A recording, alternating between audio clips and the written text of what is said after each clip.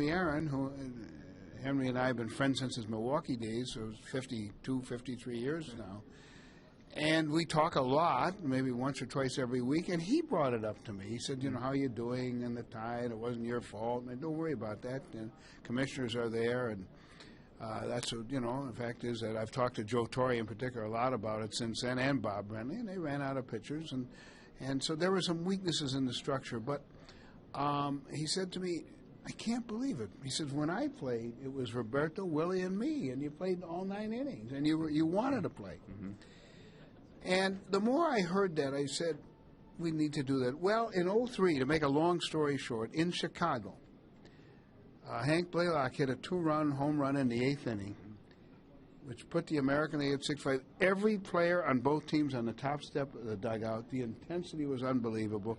I can still remember little Rafael Furcal hitting a long fly ball. I thought, oh, my goodness, we're going to have another tie in the 9th inning with 2 outs. And all cameras on you, but right? Fortunately, yes, I'm afraid that's true. Maglio Ordonez saved me because he caught the ball at the wall. But the intensity has been there, and that's what we tried to do. So, no, I think most of our fans like it today. You'll hear from the people who don't like it, but they don't really have an answer. Look, we have the best All-Star game of all the All-Star games. There's no question about that. Now you've restored the intensity. And by the way, everybody wants to play. Now we have 34 players on a team, so I think we have we've built in advantages that we don't have to worry about anything else. But I feel great about where we are.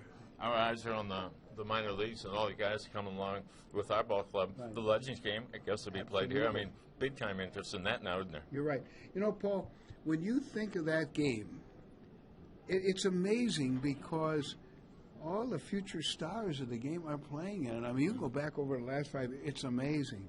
So between the Home Run Derby on Monday night, which is huge, of course, and draws a lot of interest and excitement, it'll be great in a park like this, and all the the Fan Fest and everything else. It really is. It's a fun 5 days. Mr. Commissioner has agreed to discuss some other baseball topics while he's here, and always an upfront man. So much good, thankfully, has come out of the Armando Galarraga situation. People showing their appreciation for Jim Joyce. We found out what a gentleman Armando Galarraga is, and the Detroit Tigers. Jim Leland also did a great job. Right? I can't remember, and I haven't been around as long as you two have in this game, a topic of debate that raged after that instant replay. Should the commissioner jump in and special circumstance with the best interest of baseball overrule that one play? Did you come close to making that decision? No. Really? Not a bit. I watched it that night. One of my PR guys who's here tonight called and said, oh, we got to do something. I said, look, this has gone on for a long time. I feel very badly. Jim Joyce, a terrific umpire, as you guys know. In fact, the players just voted him number 1. But the commissioner can't intervene in on-field decisions. Otherwise, look, every club is going to have tough decisions that may or may not cost it a game. You've opened up Pandora's box. Mm-hmm. The fact of the matter is, really, there's been really little controversy since, and the media's been great. Players were great. The Detroit club was great. I talked to Jim Leland a lot about it.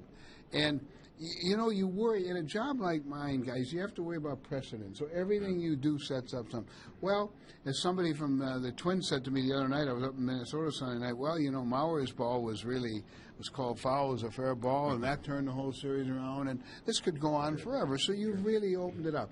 I feel badly, but I tell you what was more important to me than all that. Those guys acted so well. Jim Leland, particularly the pitcher, and Jimmy Joyce, they taught you how to deal with adversity in a tough situation. They taught kids how to lose and how to do it gracefully. The next morning I was sitting in my office, and Jim Leland, who's on my special committee, so Jim and I have a great relationship, he called me and he said, Commissioner, are you going to watch the game? I said, yeah, I got it on. About 5 minutes before, he said, watch who takes the lineup card out today. He said, right away. So I did. And here comes Galarraga with the lineup card. Miguel Cabrera and Gerald Laird, the catcher, are hugging Jim Joyce. Crowds giving all of them a standing ovation. And I must admit to you, I was proud. I was really proud of all the guys. So there was a much deeper meaning in life than what happened. But no, I wouldn't change it. No commissioner has ever done that.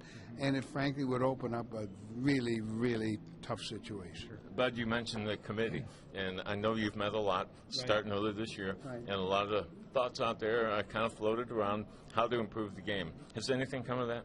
Well, we have. We've changed the All-Star game a lot. Yes, there have been a lot of things. It's been a great committee, Paul. It really, I must say, the four managers, Joe Torre and Mike Sosha, Jimmy Leland, and having a brain cramp here, Tony LaRusso. Oh, shame on me. That's okay here in Kansas City. Well, I understand that. But actually, Tony helped me pick the committee and everything, so it was great. Anyway, plus four general managers, four owners, Frank Robinson and George Will. It's been a wonderful committee. We're going to discuss every subject we have already. We've made a lot of changes to the All-Star game, even bringing a player back if somebody gets hurt, which was Tony LaRusso's idea. So I like it. We've talked about the state of umpiring, strike zone. I promised them that they could talk about anything. There was nothing that they couldn't talk about, and I would be happy to. No sacred cows. And they've loved it. They've enjoyed it. We're going to talk in the future about a lot of other things. So, yes, there's stuff, but you'll see a lot more things come out as a result of it. I must say that everybody's involvement, field managers, general managers, really have gotten into it. We send out an agenda with a lot of backup, and they're calling our guys and asking a lot of questions. Mike Soch has been terrific. It really has been great. Interleague play. This is season number 14, if I've done my math correctly, back to 1997. And that's certainly something that's going to be a part of your legacy, bringing the two leagues together. And it was talked about quite a bit before you pulled the trigger. Right. But, or I should say, I don't want to take that away from you, but when these games come up, there's always, should we have universal rules? How long is the designated hitter going to last in the American League? Is it forever? Any thoughts on that? Well, whenever you try something different in a sport, remember when I went with the wild card, which has turned out to be, well, there were a lot of critics at the time. Now, they've all gone away, including my friend Bob Costas, who doesn't admit it anymore. But let me suggest you, number one, I first heard about interleague play from when I was a kid growing up. Hank Greenberg and Bill Veck talked about it in the late 40s. And we tried it in 73, my third or fourth year in baseball, and then actually the American League guys wanted to do it. We have a unanimous vote in our league. The National League clubs did. We thought we had it done. Look, it makes great sense. I know some people say, well, it isn't fair because the schedule gets weighted. Look, guys, we play 162 games. Everything evens out over a period of time. Our average attendance is 16 to 18% above it. Our fans enjoy it. And people can say, well, there's some rivalries that aren't great. Look, there are some rivalries in interleague play that aren't very good either. So, but I'm very satisfied with it. As far as the DH is concerned, I've often said, and we did this, we voted on it in December of 1972. The only thing, by the way, of Charlie Finley's that I ever voted yes on, and I know Charlie still isn't very popular in Kansas City, and he shouldn't be, by the way. But the fact of the matter is that the American League clubs like it, the National League clubs do not. It's gone on now since, as I said, for 28 years. I would tell you it's going to take some catalytic event to change it. And what do I mean by that? Maybe someday some realignment in which then you could deal with the designated hitter. So, I'm not. Bill Giles of the Phillies, who's far from a controversial guy, has often said to me, I kind of liked it because there's always a debate between the two leagues, and I think it's good for baseball. And look, as it's happened, our attendance has soared. The game has never been more popular. We're certainly in the golden era of our game today, and so I think it's worked out well. But if we ever get to more geographical realignment, then we'll have to deal with a designated hitter. Isn't the DH about the most controversial thing going right now? Yeah, it and is. Also helps the rivalry between the American and National? Paul, that's how and I really mean this. That's how good the sport is right now. I mean, we really are in unprecedented territories in terms of attendance and popularity. And there are times in the past we had a lot of controversy. We, knock on wood, I'm happy because we have very little controversy. So you're right, the only remaining controversial thing right now, at least on the field, is the designated hitter. And by the way, we talk about that in our committee, and I must say we have some managers there who don't like it, and we have a couple who like it. So Well, all the times I've had a chance to talk to you, I know when you get to the ballpark, you'd like to sit in a seat and watch a ball game eventually, and we'll hope to get to that eventually with the rain delay. Right.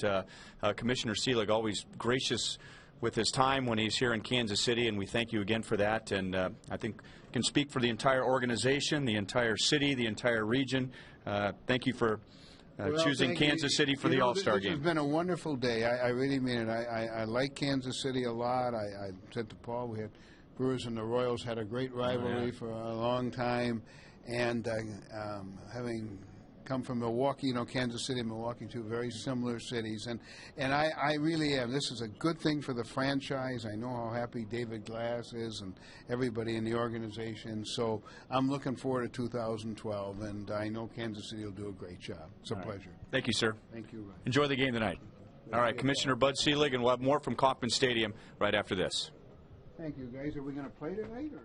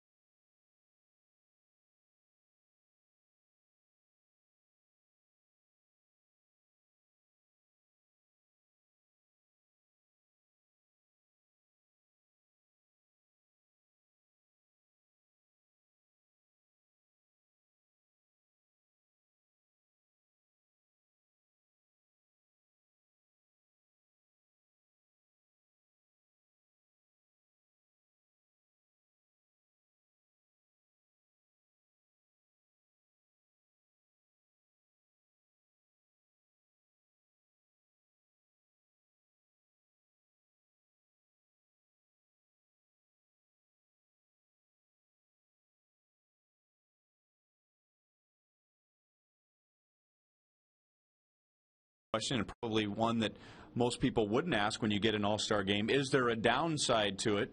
And with the lengthy process, it sounds like they try and do everything they can to make sure there isn't a downside. Well, my next question would have been, what do we anticipate over the next 20 months, something like that, as far as getting ready? Will it be anything that we see around town that we're aware of? I mean, what goes on between now and first pitch in 2012? Yeah. Well, we'll find out as we see Arizona getting ready for their 2011 All-Star game, and then here in Kansas City in 2012. Well, the Royals off and rolling again against the National League. A brief homestand, but last night against the Astros, taking Game 1 with 15 runs and 20 hits, and tonight going up against Roy Oswald. Yeah, it'd be a little tougher tonight with Oswald out there, although we thought it would be tough last night with the guy they had out there who'd really been on the roll. But say the offense really comes along at a good time because of the opposition. Last weekend in Cincinnati, I mean, they're the highest scoring team in their league, so hey, you figure you're going to have some ball games like that in a small ballpark. Royals come up with 10 hits on Saturday, 13 on Sunday, had a couple wins there, so they win the series. And last night, you mentioned 20 hits and really pounded out. They needed it here last night because Houston put up 5 runs in their fourth inning, and all of a sudden now the Royals had to come from behind. So you see what they've done over the last 4 ball games. The offense is on a roll, and I know the fans like to see that. And with the Royals trying to stay out of last place, one thing they can hang their hat on is their team batting average. And with 20 hits last night, the Royals are back on top in the American League, tied with the Yankees, hitting at .280. Now, 15 runs, 20 hits, you forget about the pitching, but last night the Royals bullpen had to take over in the 4th inning. Well, Ryan, it's not just last night. I mean, that's going on for the last 3 or 4 days. So pitching out of the pen was very important in Cincinnati. It was also important in Minneapolis early on the road trip. And last night, a couple of guys coming out of there. Teixeira, he wins his first ball game here last night. That wasn't a fluke. He pitched well over the weekend. Victor Marte, he won one of the ball games in Cincinnati. He had 2 big innings here last night. So 2 names that were not here at the beginning of the year, but throwing it well now. Well, let's go back to opening day. And here was the bullpen, which the Royals felt was going to be a strength this year. Certainly didn't think it was going to be a weakness. Turned out it was. It was a concern, but they thought late in the ball game with all the hard throws and the power arms that would probably be okay in front of Soria. But, hey, start checking guys off. That didn't work.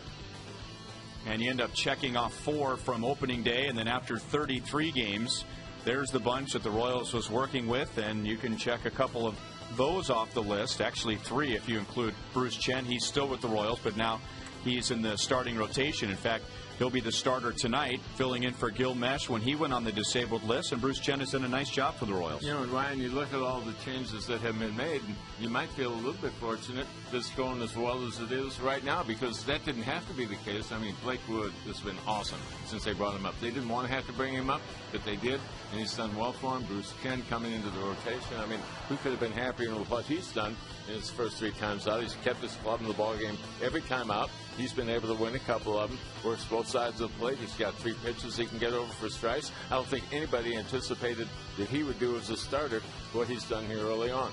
And we say it so often, but it really is true in this case. He pitched a lot better than his line would indicate in his last start against Minnesota. Here's the key report for Bruce tonight. Well, you look at what he's done. I mean, how can you figure a guy's going to be as good as he is? The big key for him, everything moves. Fastball runs away, it cuts in, he pulls the string on the breaking ball. The changeup has good movement. Now, you don't look for him to go late like you would one of your top guys in rotation, but you want to have him out there into the middle innings.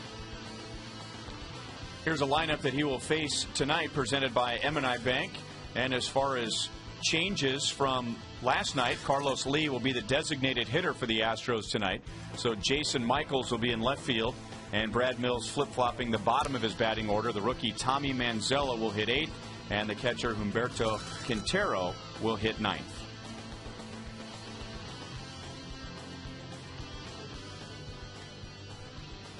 Well, the Royals have played so well against the National League, and that's how we opened the broadcast last night. And, you know, maybe there's a rhyme and reason to it, maybe not, but for whatever reason, the Royals, over the past 5 or 6 years, when the National League has come to town or the Royals have gone on the road to the National League, they've played some of their best baseball. Well, I think maybe you start by looking at what goes on in the American League, and I think the Royals simply get overpowered by some of the big middle part of the lineups of some of these high-dollar teams, and that's really not the case in the National League.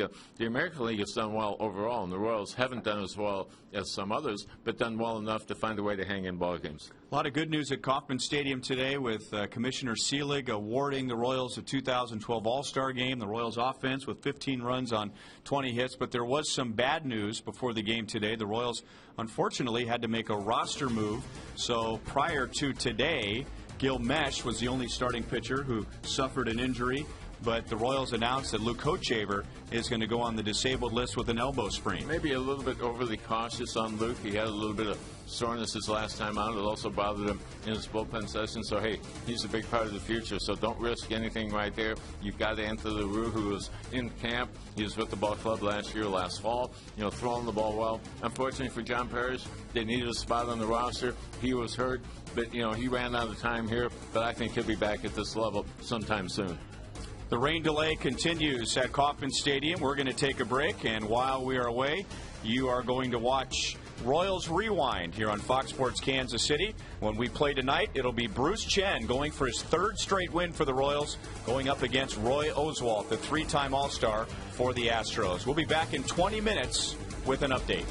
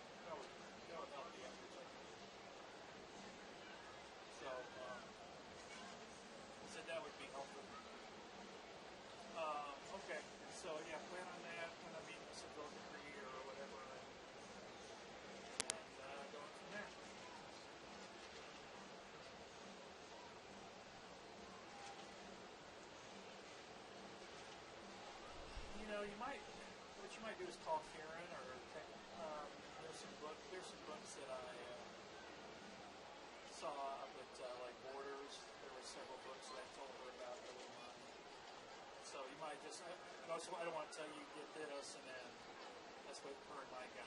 That's what she told Mike to give me or something. I think she's got 3 or 4 ideas. So, why don't you give her a call? All right, Steve. That sounds good. I'm just out at Royal Stadium waiting for the rain delay to be over. Probably won't start till 8:45. So I probably won't. I'm working the Royals game. It's not going to start till 8:45.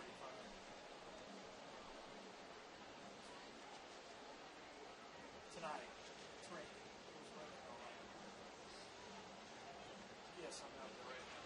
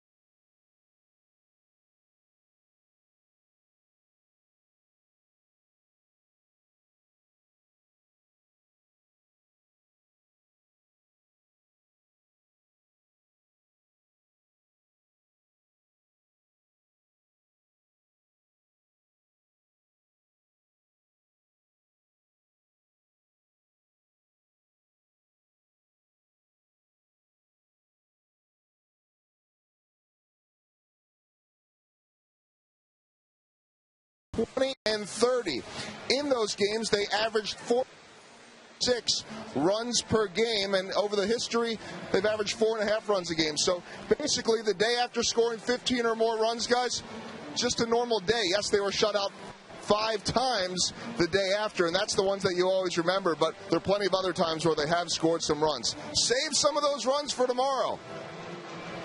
Well, Joel, Split and I will remember a doubleheader in Detroit a few years back, and we've told this story over and over again, but the Royals scored 26 runs in Game 1, and how many in Game 2? They ran into Jeremy Bonderman in Game 2, and they're still looking to touch home plate. Haven't done it yet. And the great stat about that doubleheader is that is the Royals' record for most runs scored in a doubleheader, and they did all the scoring in Game 1. So that's the most extreme example. We'll see what Bruce Chen does tonight against the Astros, a team that has struggled offensively, but I'm sure for them, they felt like they were going to have a good game last night. Getting a 5-run top of the 4th inning and a 6-3 lead at the end of 4. But the Royals came up with 7 after 2 outs in the 5th inning and rolled to a 15-7 win. Bruce Chen, you might remember when he made his debut for the Royals last year. That was his 10th major league team. So he's played for just about everyone, including the Astros. These are his 3 starts.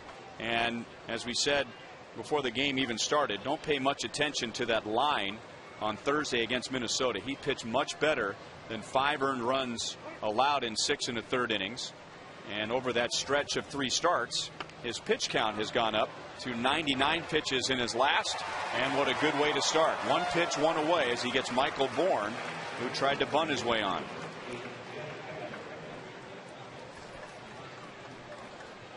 Bruce Chen with the Houston Astros back in 2003. He spent part of that season with the Red Sox, and then with Houston he made 11 appearances out of the bullpen.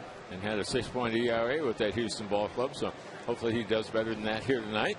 Not to be surprised to see Bourne try to put down a bunt. He already has 14 infield hits this year, bunting a big part of his game. And a strike to former Royal Jeff Keppinger.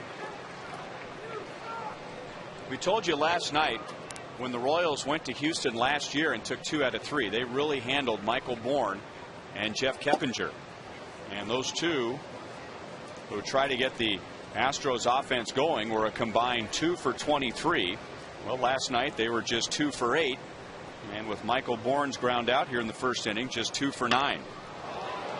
Lined into left center field, nobody there. And Meyer's going to have to play it on a bounce deep. And it'll be a 1-out double for Keppinger.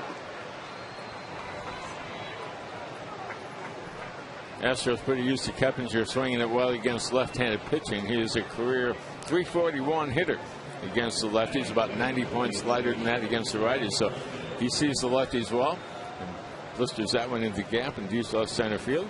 As his 19th double of the year, he's on there with 1 out. Some guys just see the lefties well.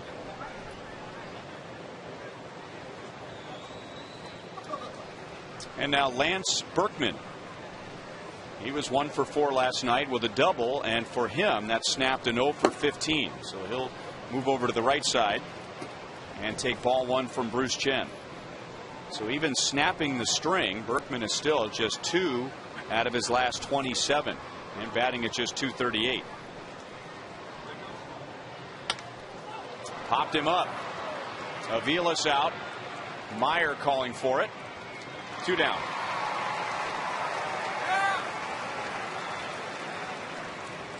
Well, we weren't saying this about an hour ago, but it's a very pleasant night in Kansas City. It's 71 degrees at first pitch. We started at 8:35, so a 1 hour 25-minute rain delay. Time and temp brought to you by the Parking Spot. Easy to spot, easy to park. The Parking Spot at KCA.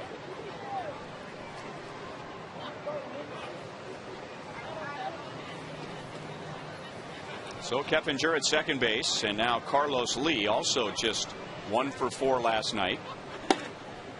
He is the designated hitter, so as we say, he is getting half the game off. Jason Michaels is in left field.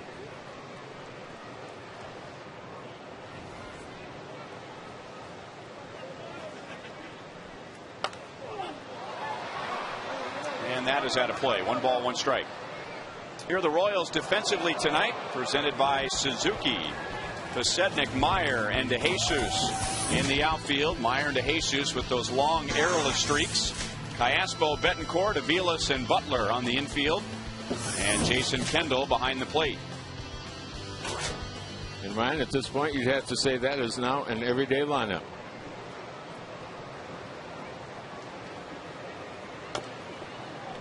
One ball, 2 strikes.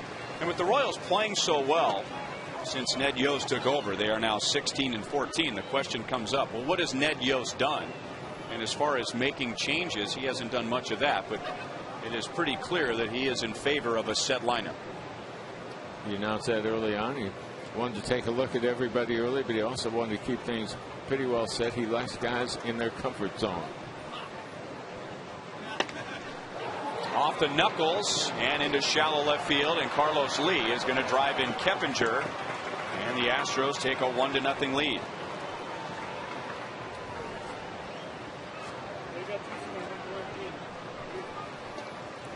Carlos Lee has been hot recently. Now a 4-game hitting streak, has 37 RBIs on the season, and now 16 of them have come here in the month of June. So he was a hot bat coming in. Had an RBI here last night, so another one here tonight, and the Astros break on top.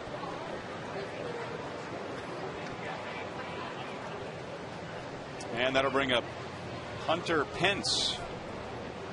2 for 3 with a walk last night.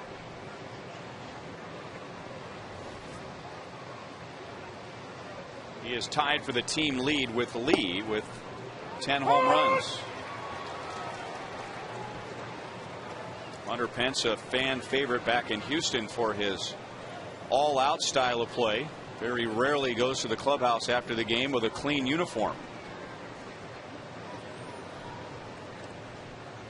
He won over their fans in a big hurry. He made his major league debut back in 2007, hit .322 that season, so fans instantly fell in love with him. Also had 17 home runs that year, along with 69 RBI. So he hit the big leagues on the fly.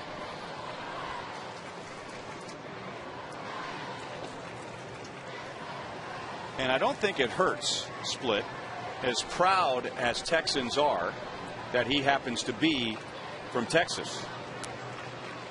Or am I missing something? I don't think so. Big state, and he hadn't really left it. You mentioned last night, played collegiately at UTA. Past Chen, and Betancourt will flip to Aviles, and that's the inning. But the Astros get an RBI from Lee to take the lead.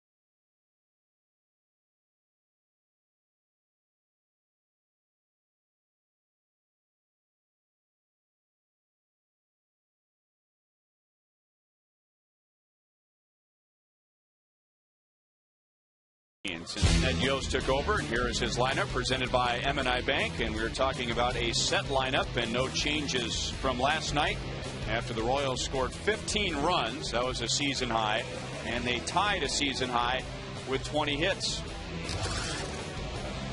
Facing one of the best pitchers in the National League, right-hander Roy Oswalt. Here's the Kia report. A great fastball, slider, and a changeup. He'll also throw out a curveball every once in a while. He's aggressive. He works fast.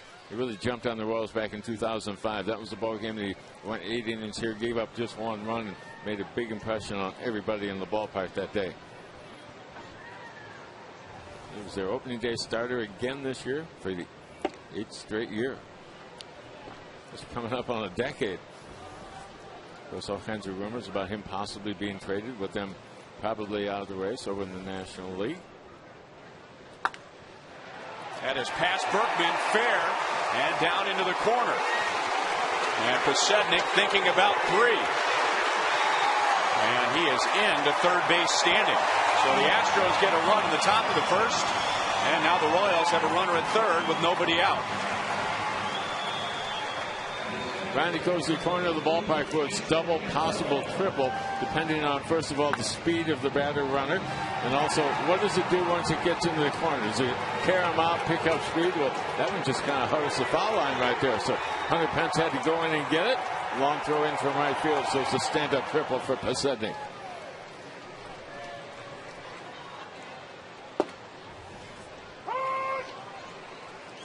Oh, and 1 to Jason Kendall. So Scott Posednik is safe at third. Safe and secure. New York Life.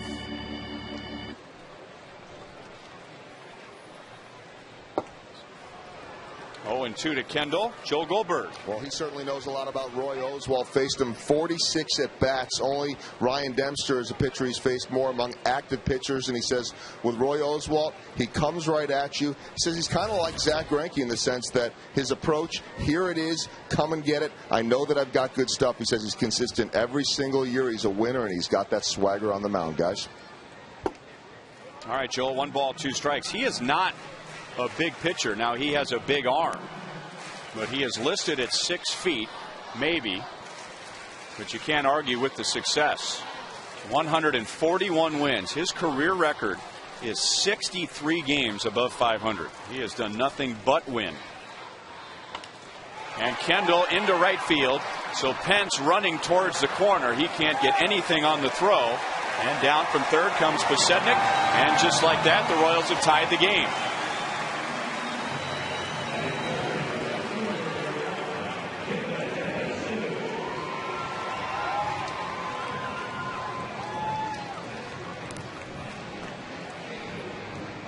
Jason Kendall at the plate looked like he knew this pitcher well.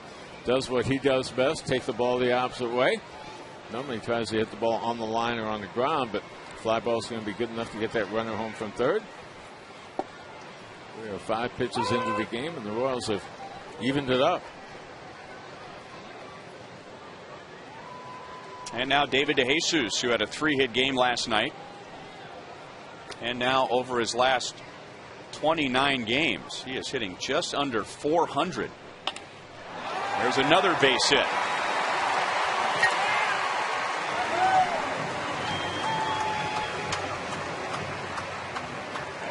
And that brings up Billy Butler, who had a 3-hit game as well last night. And let's take a look at tonight's league leaders, brought to you by your Kansas City area Toyota dealers. And among interleague batting average, only Reed Brignac of the Rays and Kevin Kuzminoff of the A's have a better batting average than Billy Butler. And I asked Billy about that before the game tonight, if it is coincidence that he has hit so well against the National League, or is he noticed that the National League is pitching him different than the American League. And he wasn't sure how to answer that, but he certainly pointed out that no, they are pitching me the same, the National League teams are, as the American League teams are. No balls, 1 strike from Oswalt. Billy has been pitched inside a lot over the last month, and Oswalt is a guy that likes to pitch inside to both the lefties and the righties. So I think coming into the ballgame, Billy can look for that again here tonight. There it is. Oswalt will tail the fastball in on the righties. He'll cut it in on the lefties. Reminds me a lot of Roy Halladay. You go back to that 05 ball game, you talk about working fast and throwing strikes and trusting your stuff. That day the Royals could not fight him off. He was at their throat all afternoon. Now ahead of Butler, 1 ball, 2 strikes.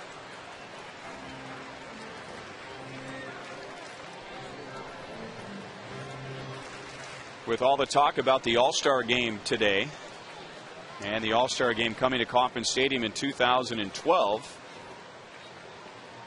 the attention shifts to this year's All-Star game in 2010 and who will represent the Royals. And Billy Butler certainly at the top of the list. He is back to 3rd in the league in hitting at .341. DeJesus runs, and Billy fouls it away. And we asked you tonight, and you call it, presented by Sprint, how many All-Stars for the Royals in 2012? 39% think there will be 2. Of course, every team must have 1 representative. 18% hoping for 4 or more. Just go ahead and run the table. On the corner, Billy is caught looking. Rumbles at home plate umpire Adrian Johnson before he heads to the dugout. 2 down. Well, an off-speed pitch into the outside part of the plate. Let's see if he got it. Change up backing up. Home plate umpire thought it was to the edge. Fast track says probably not. The big item there that Oswald has established that changeup. He'll be around the plate with it. And you mentioned Oswald, not a big guy at 6 foot and about 190 pounds with big time leg drive. That's something all the power guys will have. A strong lower half. 1-1 on Guillen. You know, you never hear someone say it about a pitcher, but maybe it's more appropriate that you say a guy has strong legs. What we always say is he has a good arm, but the power guys, they get it from the legs, right? Absolutely, they get it from the legs. Now, he's been slowed by injuries a little bit the last couple of years. He's fought a lower back problem each of the last 3 campaigns. Manzella fumbles, and he did not pay close attention to the scouting report because he gave up on that play way too soon. Looked up, and he figured that Jose Guillen was going to be a lot closer to first than he was, and then as an afterthought, he unloaded a throw, and there was no play. Well, certainly he would have had a play, but you don't know if this ball is wet going into his hands. Had a little trouble with these chains, lost where the ball was completely. Finally got a throw over to first base, didn't get a whole lot on it. Now, when the Astros made a mistake here last night, the Royals were immediately able to jump on it. That was one of the keys for them putting up the number of runs, the 15 that they put on the board here last night. Let's see if they can duplicate it here tonight. Well, it's a hit for Guillen. Generous. Just in case you're scoring along with us. 1 strike now on Alberto Callaspo. Remember, during the Cincinnati series, Ned Yost wanted to give Alberto Sunday afternoon off, knowing the Royals had an off day on Monday, so give him 2 days off. Alberto had been slumping over his past 18 games or so, and that plan worked out because Alberto had 3 hits last night. He is down in the count here, no balls, 2 strikes. Ryan, I think that's one of the things we found out about Ned Yost in the first few weeks of his managerial tenure here in Kansas City. He knows how to play his guys. He knows how to use his bench, his bullpen. He also knows how to rest people. Talk about things being wet. Ow. Must be frozen up there as well, huh? It's a little colder in the higher elevation, so we got rain on the field, but it was snowing up in the upper deck. And now Quintero. Oh, and even worse, he did it in front of his girlfriend. I hope that wasn't a first date. He's saying, yeah, I lost my footing. She said, no. You didn't lose your footing. You went down, buddy. I saw it. Hey, but he's got the rock. That's the most important thing. Look out, kid. Seal that guy off. Yeah. Come on. Play the body. Now the ball's beat up. It's not even worth keeping, is it? Slow curveball strikes out Callaspo. Oswald strikes out 2, but the Royals tie it.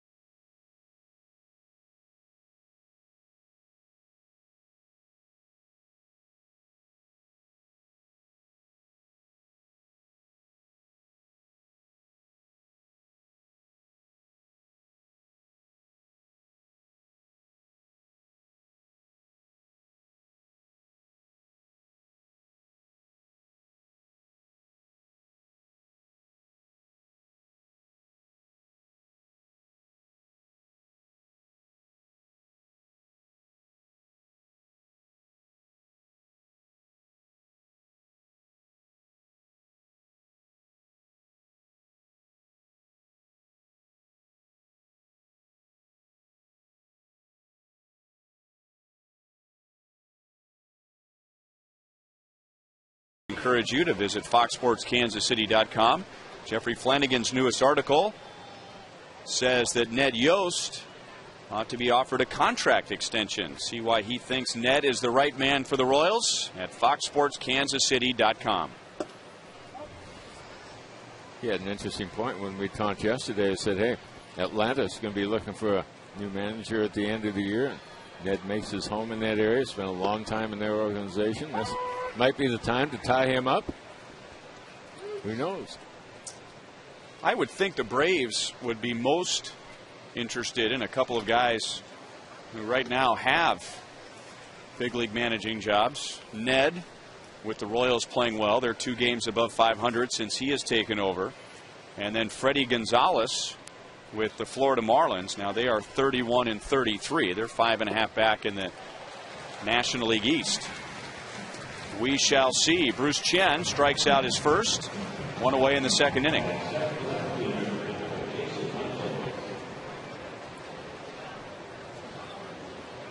Tonight is the first ever free hot dog night at Kauffman Stadium. Every fan getting a free hot dog as they take in Game 2 with the Royals and the Astros.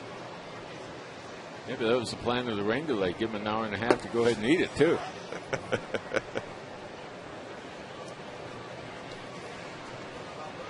1-0 on Jason Michaels. 2 hits last night, including his 3rd home run of the year, a long home run to left field off of Victor Marte. Otherwise, Marte did a great job for the Royals last night, going 3 innings. Kanakoa Teixeira, 2 scoreless innings. Robinson Tejeda, a scoreless inning. So the Royals bullpen going 6 innings last night. And now in the last 4 games, the Royals bullpen has pitched 18 innings and given up just 2 earned runs. 3-1. Michael's in the same spot in the batting order tonight, number 7 for their ball club, but not the DH. He's out in left field, so defensively that would be an upgrade for them at that position. Carlos Lee going from left field to the designated hitter. Both those guys have a lot of time in as a DH because of their time in the American League, so be no adjustment for them. Here's Fox Tracks, brought to you by Taco Bell. Good breaking ball, a little back door, just drop it onto the corner. Probably up in the zone a little bit more than Bruce wanted. Michael's a pretty good high ball hitter. Got to be careful up there. On the topic of DH, we discussed that with Commissioner Bud Selig. Are you a DH guy or are you an anti-DH guy? I am honestly on both sides of the fence on that one. You know, played it both ways. I love the National League game with the strategy, but I also like the way that job pays in the American League. Nice play by Betancourt, getting Jason Michaels. Speaking of jobs that pay well, how about shortstop? Especially guys that can range to the left. Now, Betancourt normally thought better going the other way, to the hole. That's a strong throwing arm, so he can throw it out either way. But great on-balance play right there. Wheels and fires to first base.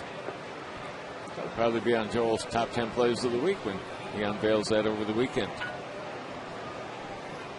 So 2 up, 2 down. And now Tommy Manzella taking strike 1. So how do you like my DH answer? See, the 1st and 15th comes up every couple of weeks. Yeah, but you're not getting any of those checks. That was very much a Players Association type of an answer there. Of which I was a very active participant.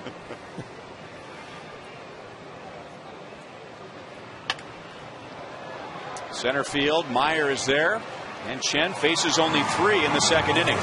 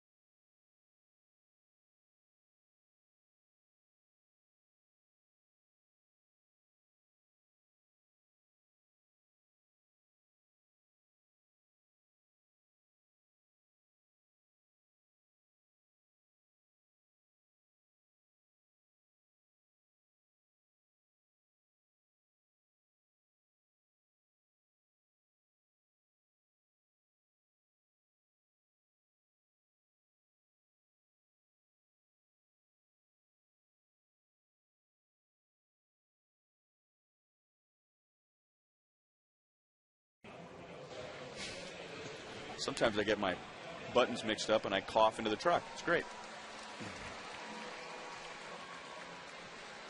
Royals coming up in the bottom of the second inning with nothing but blue sky out to the west. Very heavy, very big thunderstorm rolling through and causing a 1 hour, 25-minute rain delay. Ball one to Mike Aviles. A reminder to look for the Miller Lite Taste Greatness moment later in tonight's game. Aviles with 4 hits in last night's game, and we're talking about Alberto Callaspo at the end of the first inning, and the Royals giving him Sunday and Monday off.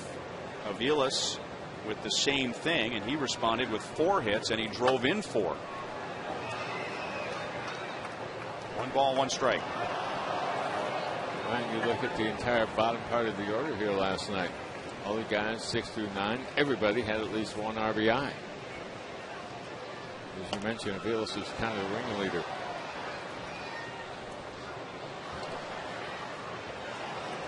So Aviles' first plate appearance against Oswalt. Everyone in the lineup has faced him at least twice before tonight, with the exception of Aviles.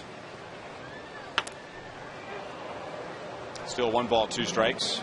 Joel was telling us about Jason Kendall and his history with Oswalt. 46 career at-bats.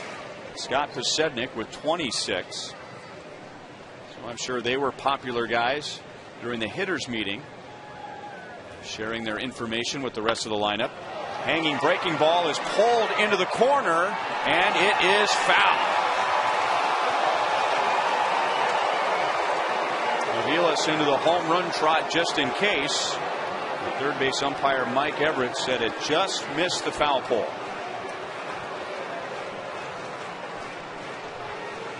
We've also seen a number of off-speed pitches from Oswalt early here tonight. The slow curveball, usually away. Straight changeup has been good. And that's awful close. No doubt about the distance. And Oswalt comes back with a changeup and strikes him out. So 3 strikeouts for Oswalt, 1 away in the second inning. Royals baseball is brought to you by Thoroughbred Ford. They keep winning the President's Award because they keep satisfying their customers. Thoroughbred Ford.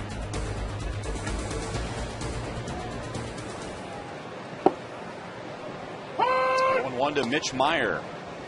2 hits and 3 walks last night. So Mitch Meyer hitting .270 overall, but his on-base percentage is at .355.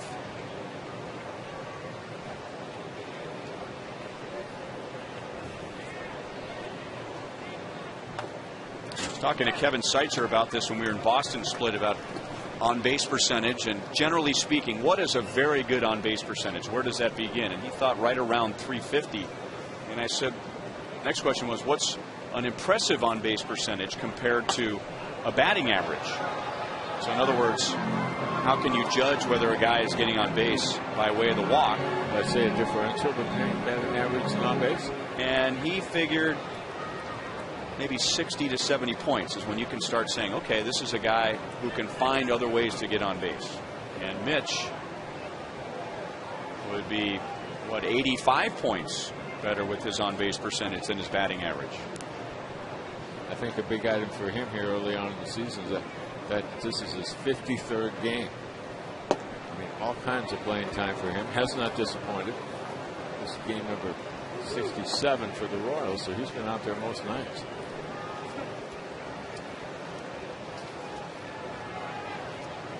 In the last month, Meyer has gone from 170 to 270. Oswalt didn't get that call, and the count is 3 balls, 2 strikes.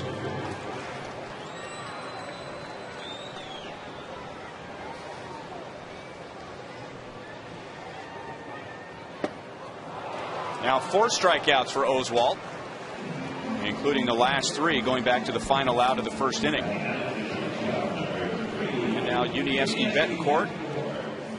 He had 3 RBIs last night, a double, and tonight he has our defensive play of the game, brought to you by the Home Depot, doing more on defense.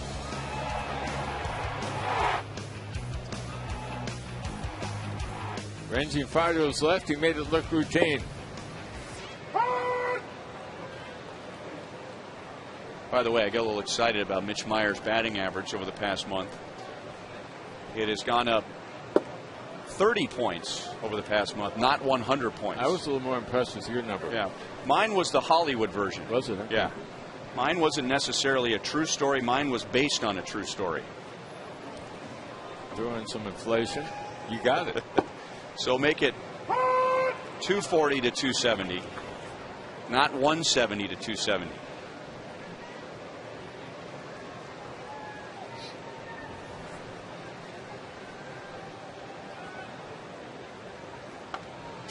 You know, the debate over the designated hitter will go on and on, but if you go back to the Royals' 7-run inning last night, Yuniesky Betancourt came up with 2 outs and the bases loaded. The Royals had scored 3. He hits a 3-run double, then Posednik drives him in with a single.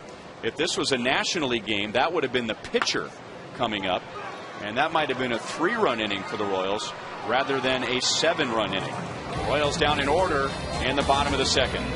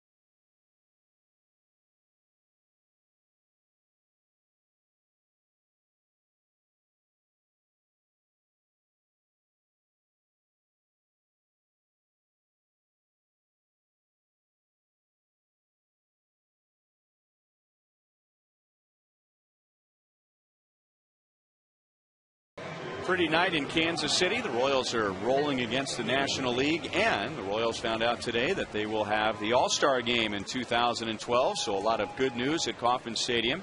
And in tonight's You Call It, presented by Sprint, we asked you how many All-Stars will the Royals have here at Kauffman Stadium in 2012. 37% think 2, and now 21% say 4 or more. Keep texting at 432-432. Keyword Royals, a space, A, B, C, or D. And it became official when the banner went down below the scoreboard and the announcement painted onto the wall just below Crown Vision in center field. Humberto Quintero 1 for 3 with a sac bunt last night. He was hitting 8th and now bats 9th tonight. 1 ball, 1 strike against Bruce Chen. Last time the Royals had 2 guys in the All-Star game, it was 2003. Mike Sweeney and Mike McDougall. Remember the first half of the year McDougall had that year? I mean, he deserved to be on the All-Star team. I didn't think he'd make it because he hadn't been in the league very long. A lot of that is reputation, but he deserved to go that year. Didn't have a real good second half, but that first half was something special for him. Converted, I think, his first 10 saves. Oh, he was on a roll. That was the Royals' 9-0 season. That was the Jose Lima season coming over from the independent leagues. And you're right, you forget about how important McDougall was to that great start. Strikeout number 2 for Bruce Chen.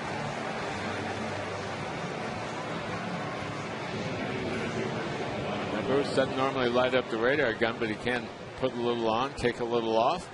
But the cut fastball there, 91 miles an hour. I think that might be his best velocity of the night.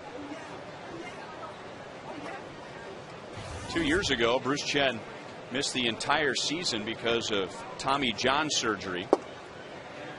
So last year, coming back, didn't quite have the fastball that he has this year. And I had him down last year 84 to 89, and now he's been more 88 to 92. That's the knee buckler right there. That curveball is a big equalizer. Can't sit fastball when he's got that. And most hitters will tell you if a guy's got a good breaking ball, that's always in the back of their mind. And now late on the fastball, so there you go. Thinking curveball, staying back, and he's not ready for a fastball at 90. And a lot of times just seeing the breaking ball and knowing that he can't get in the strike zone. All of a sudden now you have to cover that pitch. You can have about 4 or 5 miles an hour to the fastball, and you see how late born is there.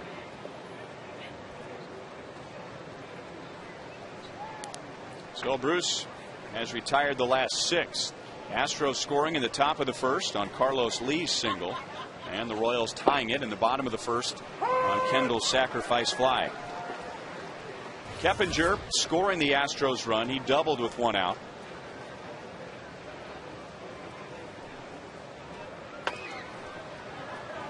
Down to the count, no balls, 2 strikes. Bruce Chen, in his start on Thursday at Minnesota, gave up 1 run in the first 6 innings, but then was charged with 4 in the 7th. 3 of those coming after he was out of the game. Jammed Keppinger. Betancourt throws him out, and now Bruce has retired 7 in a row.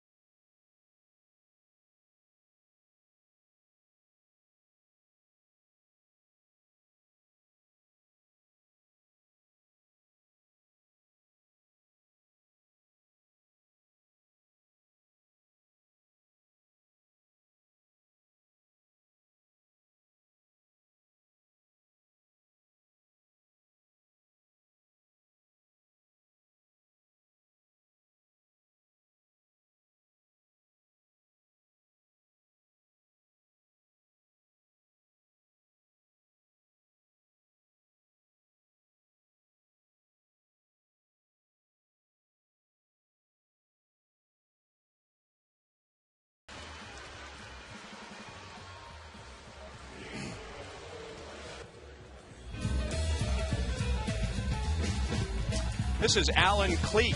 He teaches 4th grade at Harmony Elementary School in Overland Park and is widely regarded as one of the most caring and compassionate teachers in the Blue Valley School District. And tonight he is enjoying the game from the Buck O'Neill Legacy Seat.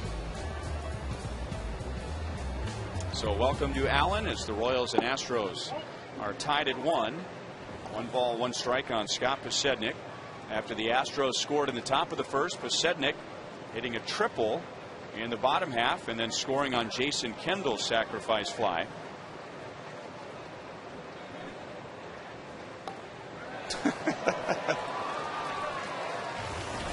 Under the banner of "I've never seen that before," Scott Posednik chasing down that pitch in the dirt and not throwing it into the stands, but hitting it into the stands. And he hits another one into the stands. You know, there are a few things that could go wrong with this. What if you don't get it over the net?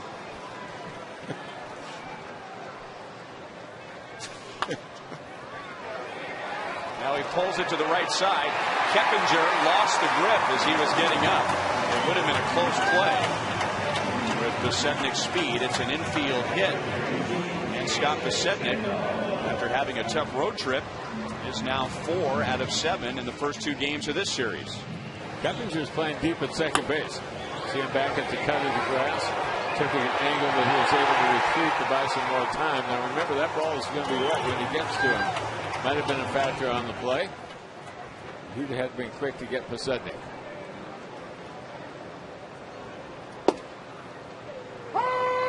Now 0-1 on Jason Kendall. Kendall flied to right in the first inning, a sacrifice fly, getting Pasetnik home. Pasetnik with his 13th infield hit of the year.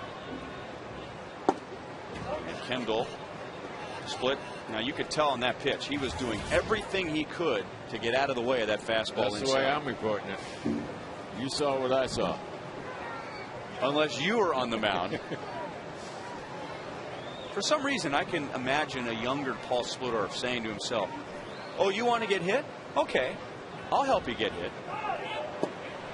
Hit and run, swung on and missed, and Pasetnik beats the throw. And I say hit and run because I don't think Kendall takes a swing like that unless he's trying to protect the runner. Many times your base runner gets thrown out of the hit and run because he is very cautious at first base. Doesn't get a big jump because he doesn't want you coming over there. He wants that ball going home. So he will be about a half a step late with his jump, but still quick enough to beat that throw. Pasetnik with his 19th steal of the year. Well, he had a couple things going wrong on that slide. He landed heavy on his right hand, and it appears on the wet dirt that hand didn't slide. He rolled over it and then took somewhat of a face plant as his body went jarring to the dirt.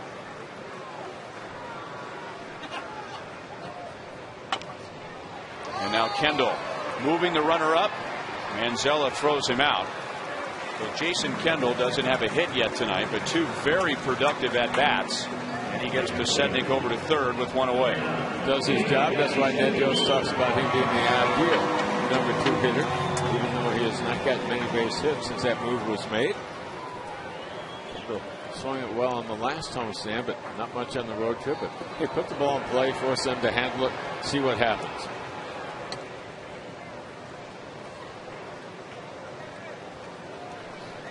Infield will come in halfway for David DeJesus. David single to center his first time up. And the slider is in for strike 1.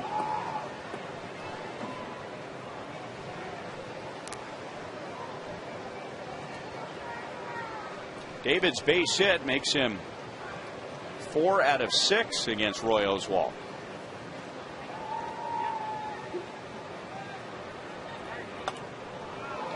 Oh, 0-2. Oswalt reaching back. That last pitch was at 96. He puts a little on. He takes a little bit off. That fastball will be anywhere from 93 to 97, 98. He flat knows how to pitch. He's up there now with some of the all-time greats that the Astros have ever had. Talking about Larry Durker, Joe Niekro. They've had some outstanding pitching over the years. It's a great scouting job by the Astros, too. I think with the recently completed draft, we spend so much time talking about the first or second round picks. Well, Roy Oswalt is a former 23rd round draft pick. Now with 141 career wins out of Holmes Community College in Mississippi. That was back in 1997. You think size might have had a little something to do with that? Sure.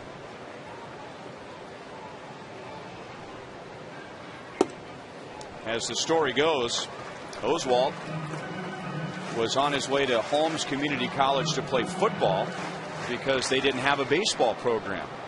But his father, who had some influence, convinced the community college to start a baseball program so Roy could play baseball.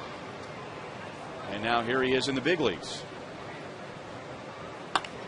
Into center field, another hit for DeJesus.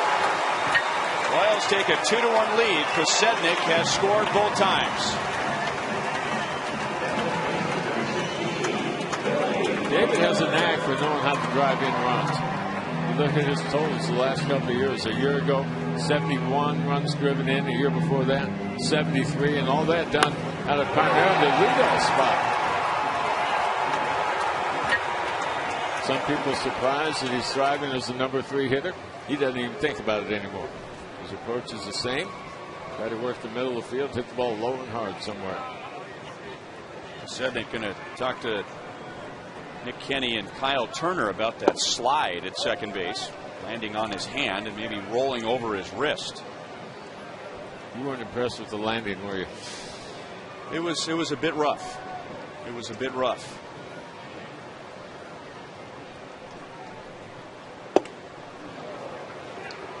One ball, one strike on Butler.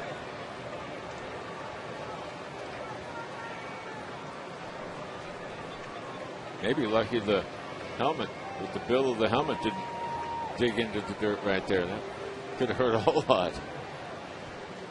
There's a lot of wear and tear on base stealers. I mean, a lot of things can go wrong besides the strawberry that you're going to pick up.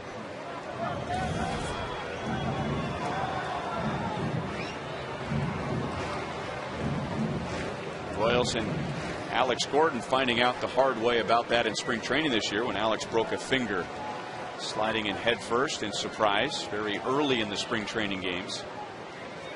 Now he finds himself having to try to play his way back to the big leagues. There's a number of people in front of him. That was a big time injury. I mean, if that doesn't happen, he's probably the everyday third baseman until he plays his way out of it. And then what comes of Alberto Callaspo? A little bit low, 2 balls and 2 strikes. Billy struck out looking in the first inning, and he was at odds with home plate umpire Adrian Johnson. Fox Tracks showed us that the pitch was outside, not way outside. Close enough if you're Oswalt, but an unhittable pitch if you're Billy Butler.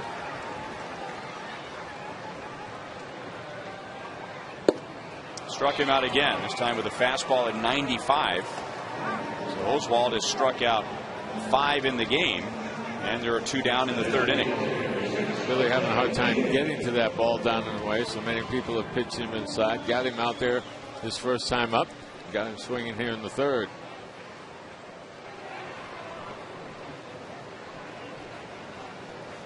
Now Jose Guillen reached with an infield single in the first inning, so Jose has hit an 11 in a row. He had one of the key plays last night in the Royals' biggest inning. With 2 on, 2 out, no runs home yet. Guillen went to first on catcher's interference. And it appeared to be a pitch just like that one that he fouled back to the screen. A hittable pitch from Felipe Paulino, didn't make solid contact. So it looked like he was down 1 and 2. But Quintero called for catcher's interference. So Jose reached to load the bases. Callaspo drove in a run. Aviles drove in 2. Betancourt 3. And Posednik 1. And the Royals with 7.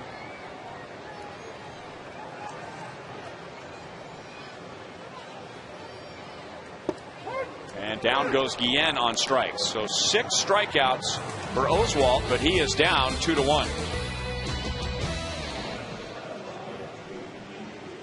I think I do.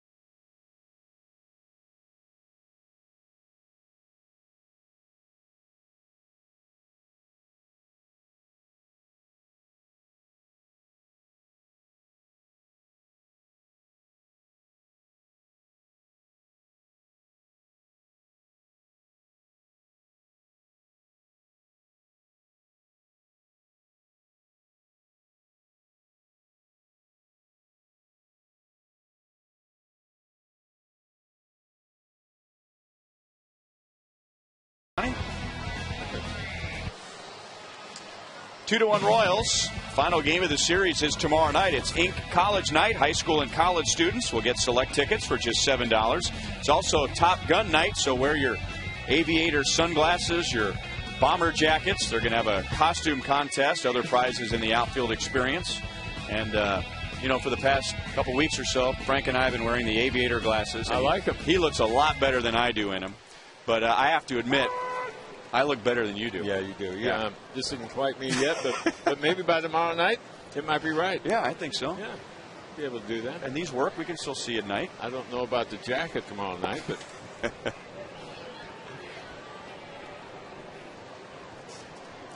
You're a good sport, Split. hey, why not?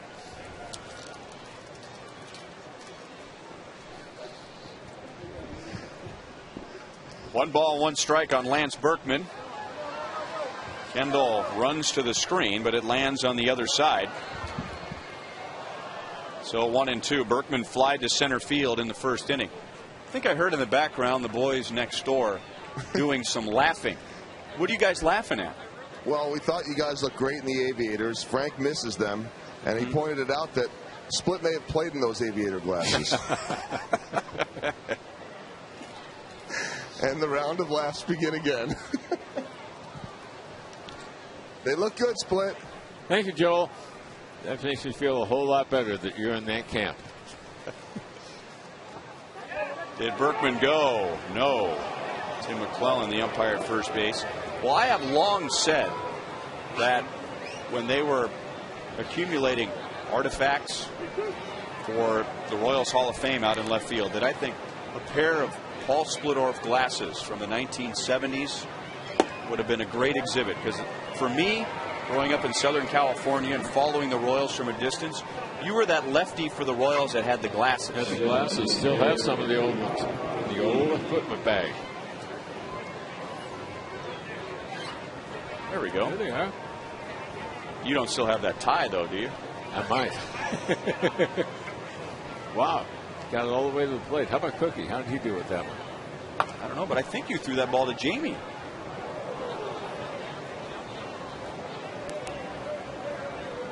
Was that the Royals Hall of Fame night? Yeah, there it is. There's Cookie. There's John Sherrills back there. Second induction. The first one was Buzz and Amos. So I got to go in with our captain.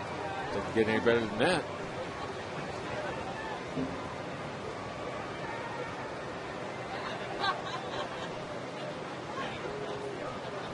See that right there? There's Paul You like Splittorff. that one? Yeah. You like to squint too. Yeah, I mean, I would think, you know, your talent alone, and there you are striking out Reggie again. But you were a big guy. Here's the double play. Sweet. Over to Frank. Yeah, get You were a his big hands guy. as fast as you can. You were a big guy with a good hook, but I think it must have added to it. Here's a guy with glasses who is still squinting, looking in for the sign, like he's not quite sure where this pitch is going to go. I got to think that didn't feel very good for a lot of hitters. Launch one halfway up the screen just to add to it. Jesus calls off Aviles. So Carlos Lee is out after driving in the Astros run in the first inning. Take a look at the radar gun and tonight's Roadrunner Turbo Speed Pitch comparison. Oswald has hit 97. Wow, Bruce Chen up to 93. You can double your speed with Roadrunner Turbo from Time Warner Cable. And Oswald has done a great job of changing speeds. Up at the low speed, and that is probably 75, maybe 74. Some of those big balls that he's thrown. Guys making it tough on hitters here tonight.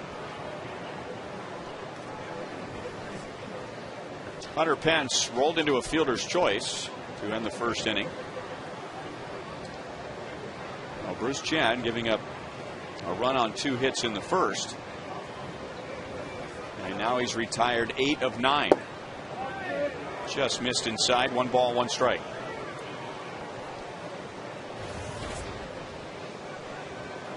This is a bat. Chen might want to stay inside a lot because that entire right side of the infield is wide open with Billy Holden running on first. Aviles up at double play depth. It's hard to keep a guy from going the opposite way if he's really dialed into getting that done. And the only way you can really do it is throw hard stuff away and then slower stuff down in the zone, try to speed his bat up a little bit. But if they stay inside the ball, they can almost always take it the opposite way if they want to. Pence reaching and hooks it out into left field. So it looked like a pretty good pitch that had Hunter Pence off balance. Well, he hits a 1-out single, and the Astros have 2 on. Had the ball down in the zone, so you got a chance to get a ground ball off speed, as you mentioned, and see how far out in front he is. He does a good job of pretty much squaring it up and hit it hard, even though the weight was mostly gone. Reaching for the ball, that ball's well out of the zone. Get a lot of outs on that, but not that time for Bruce Chen.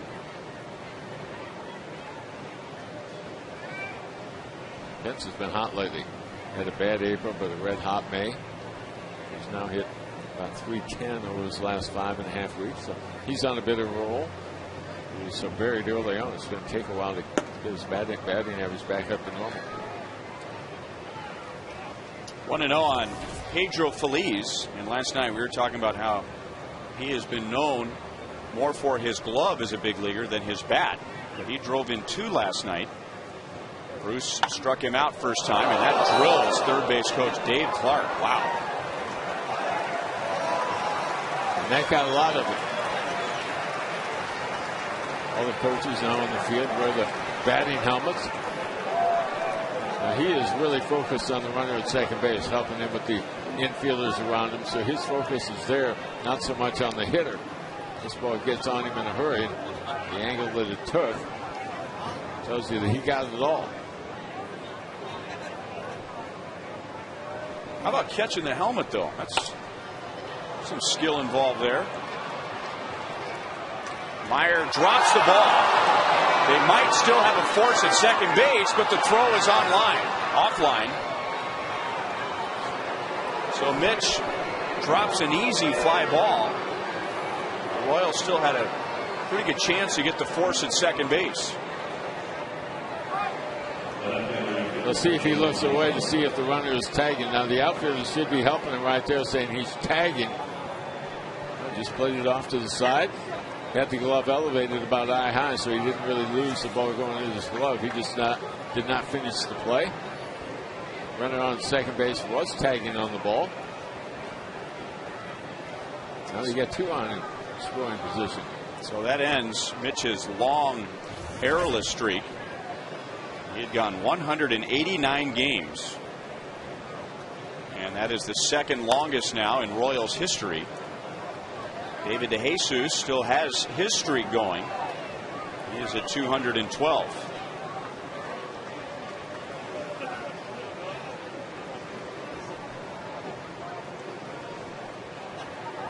This is where you'd like to have a big time strikeout guy on the mound to try to pick up the defense. But Chen is anything but that.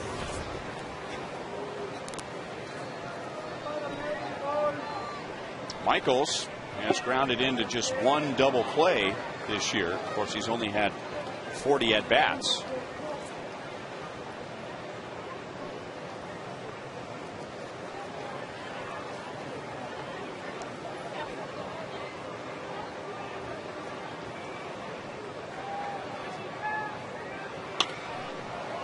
Foul ball. 1 ball, 2 strikes. You know, it's kind of nice when Brad Mills took over as manager that he kept Dave Clark, who was just hit by the line drive foul ball. It's unfortunate when a coach who is just doing what the organization asked him to do is an interim manager. And in the case last year, Dave Clark took over when Cecil Cooper was fired. That guy is usually always fired by the next manager. Betancourt slipped as he was going for that ball. Could have had a chance for at least a force out at second base, maybe a double play. Instead, a run comes home to score, and the Astros have tied it at 2.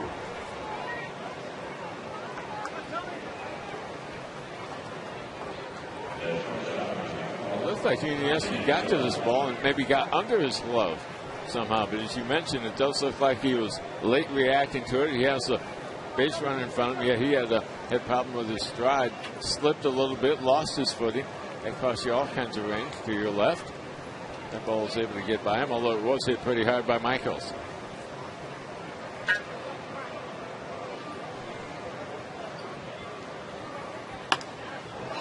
Line to second, double play.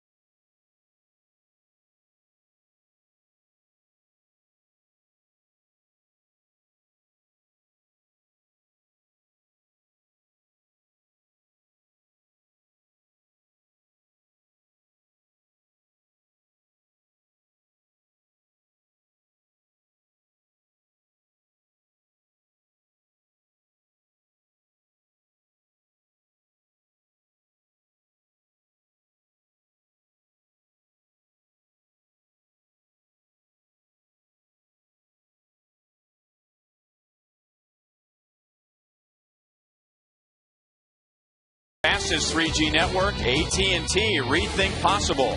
By Panera Bread. Explore a menu of hearty soups, salads, sandwiches, and breakfast items at Panera Bread. And by Chevrolet. Come see for yourself why 1,000 people a day are switching to Chevy.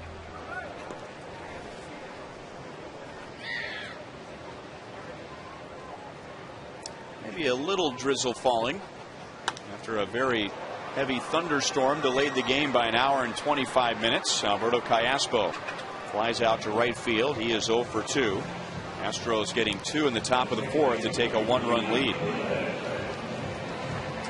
Baseball's biggest stars will be going head-to-head for one spectacular night in the summer's biggest event as Fox brings you every thrilling moment of the 2010 Major League All-Star Game. Coverage begins on Tuesday, July the 13th, live from Anaheim at 7 p.m. and it's only on Fox. And the Royals finding out today that it is official. The 2012 All-Star Game will be here at Kauffman Stadium.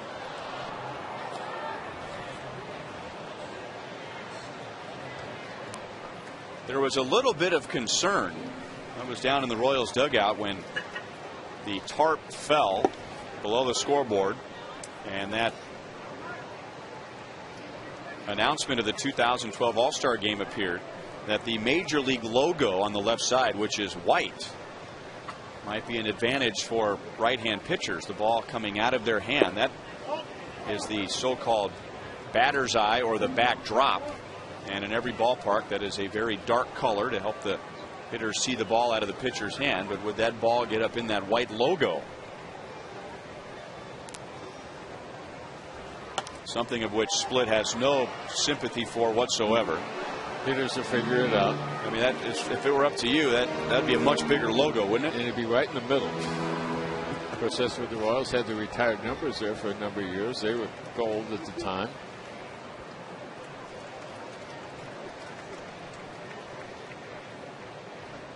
Adrian Johnson flashing 2-2.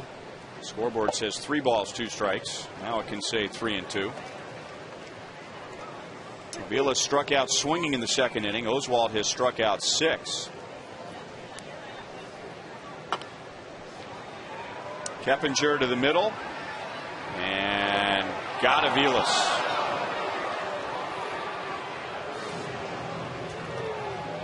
Kind of thought he'd have a hard time throwing him out here, but got a good hop on that second hop. Has some top spin to it, so he got to him a little bit quicker. Already had his foot set and dug out at first base. Nice pick as well by Berkman. out by less than half a step.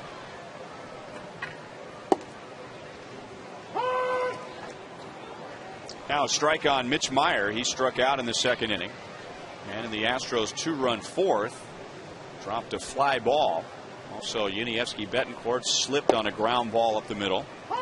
So the Royals helped the Astros score 2.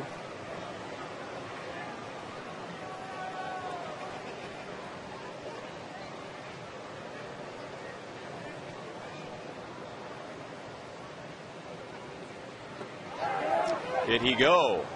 Third base umpire Mike Everett says yes. So the strikeout is complete, and Oswald has 7 tonight. I think at least 5 of them are on slow stuff. Maybe.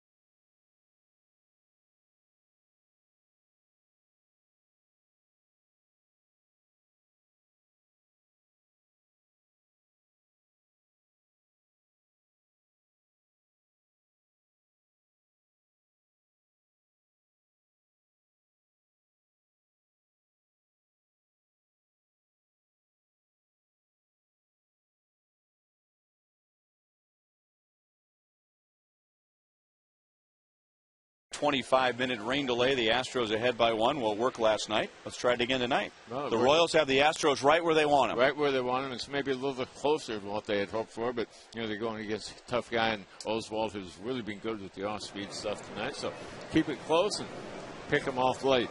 How's that? Well, it was a 3-run deficit last night. 6-3, and the Royals in the 5th inning scored 7. Humberto Quintero takes a strike from Bruce Chen. Astros with 1 in the first, 2 in the fourth. One of the runs was unearned after a Mitch Meyer error on a fly ball. And now Chen's ahead, no balls, 2 strikes. Quintero struck out in the 3rd inning. Bruce has struck out 3. He has walked 1, and that was Berkman leading off the 4th inning, and the leadoff walk came around to score. 1-2. Did we figure out what bird that is?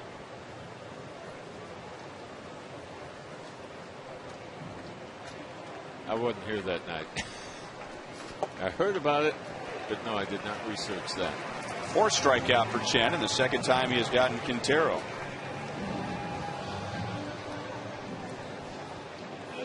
Coming up on Friday, June the 25th, the Cardinals are in town for a 3-game series. Game 1 starts at 7:10. We hope you'll stick around after the game for another new and improved Fireworks Friday presented by Pepsi and Hy-Vee. You can get your tickets right now at Royals.com or 1-800-6-ROYALS.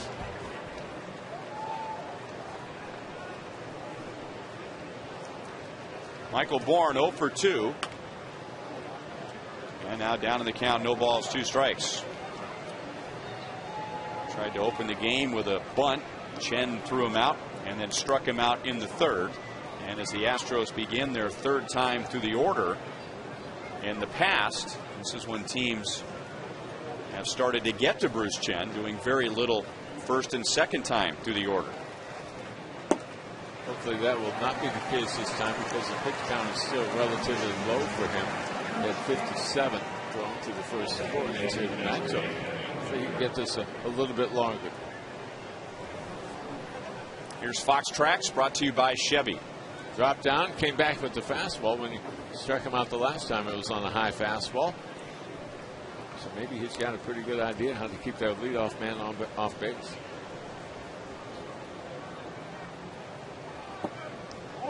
Ball 1-2. Keppinger doubled with one out in the first inning and scored the Astros' first run and grounded out in the third.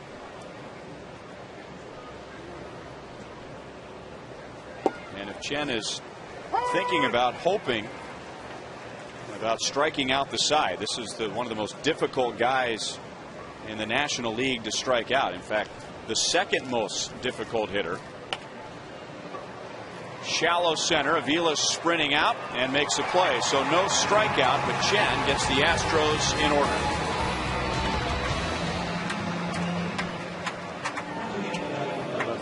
Career 1 every 14 and a half at bats.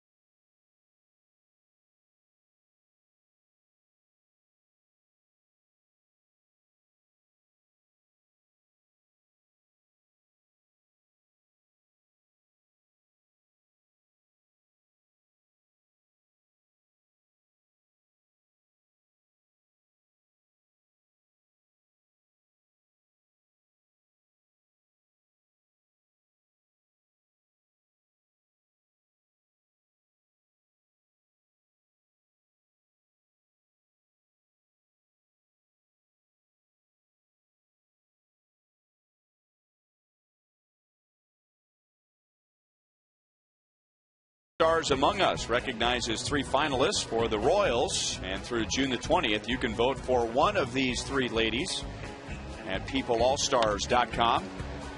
Yuniesky Betancourt out on a ground ball to short. 1 pitch, 1 away for Roy Oswald, and Betancourt is 0 for 2. The winner from the Royals will be honored at the All-Star Game in Anaheim on July the 13th, seen only on Fox. Joanne Fluke in the middle from Ottawa, Kansas, joined Joel tonight in Hy-Vee Royals Live. She co-founded Groove Ability, which provides a venue for disabled individuals in greater Kansas City to dance with non-disabled partners.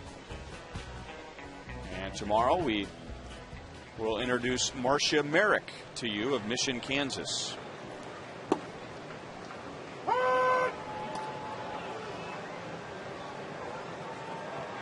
Scott Pasednik tripled leading off the first and scored. Singled leading off the third, stole a base and scored. And at that point the Royals had a 2-1 lead. Houston back with 2 in the top of the 4th for the lead.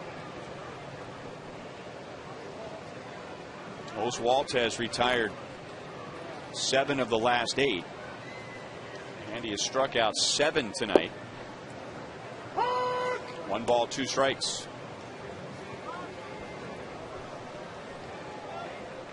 Houston hopeful of breaking a 4-game losing streak. They were swept by the Yankees over the weekend at Yankee Stadium.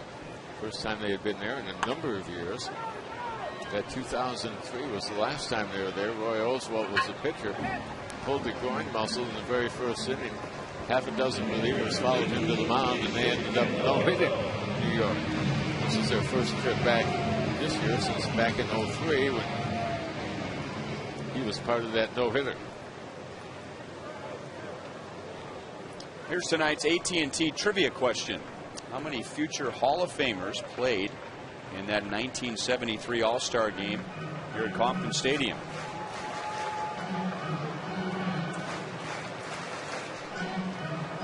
talking to the Houston broadcasters before the start of tonight's game. They were telling me that a number of those relievers in that no-hitter in New York were not even aware of the no-hitter. Octavio Dotel was one of those guys. Said they were very strong in the back end of their bullpen. Once you got to the 7th inning, it was about over. They have them lined up 7th inning, 8th inning, the 9th inning. They figured they were going to get the no-hitter, but guys on the field really were not aware of it. After Oswalt, Pete Monroe, Kirk Sarloos, Brad Lidge, Octavio Dotel, and Billy Wagner. 3 of those guys ended up being big league closers.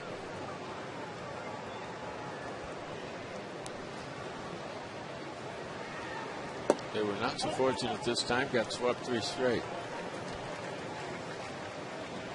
Of course, Houston, a completely different ball club right now. They've been below 500 2 of the last 3 years. So that's going to happen again here in 2010.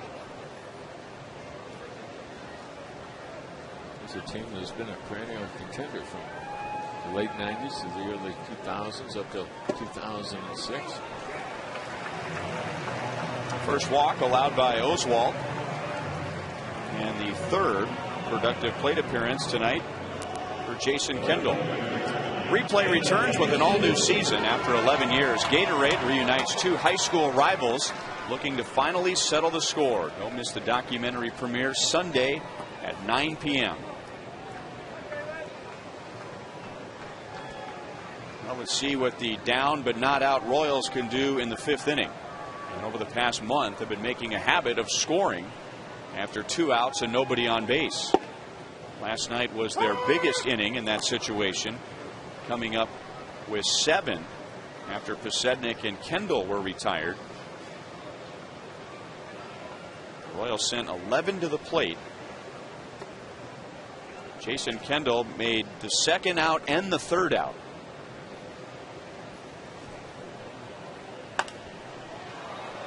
Oh, and 2. And Ryan, you ask yourself, well, what are the Royals' chances of getting that done here tonight? And you look at Oswalt, 2 earned runs or less in 8 of his 13 outings so far this year. So that's about where he is right now. 2 earned runs given up in his first 4 2/3 innings. The Royals had a good night against a guy last night who had been going very well, Felipe Paulino. Similar kind of numbers over the last month, and the Royals got to him, so maybe they do it 2 nights in a row. May 14th is the first game that Ned Yost took over, and the Royals with the 4th most 2-out runs in that stretch. Jason Kendall getting a running lead, and DeJesus gets it through the left side. Kendall will go 1st to 3rd. So the Royals trying to do it again. DeJesus has his 2nd straight 3-hit game. It's not your ideal time to run. No balls and 2 strikes on the hitter. You talk about a walking lead. Oswalt never took a look at Kendall at first base. He had that one stolen all the way if he wanted it. So no problem going 1st to 3rd. David rips that one through the vacated hole. Shortstop had coverage responsibility at 2nd. And if there's anyone who is hungry for a hit, it's Billy Butler, who had 3 last night. But tonight, 0 for 2 with 2 strikeouts against Oswalt. Pretty good swing at the first pitch. Oswalt has gotten the last 2 times up on balls away. Starts him out away this time. See if he stays on that outer part. It comes in on the hands.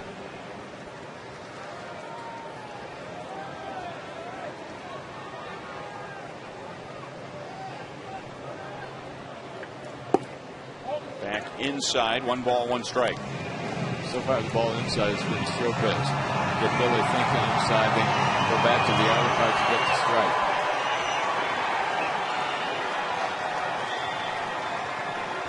Oswalt is really not tied up many hitters tonight. Big effective thing for him is show it inside, then come back with the slow curveball down and away. It's not where Quintero wanted it, and Billy drives it to center field, and Michael Bourne is there. So Oswalt gets away with a mistake, and the Royals lead 2 in the 5th inning.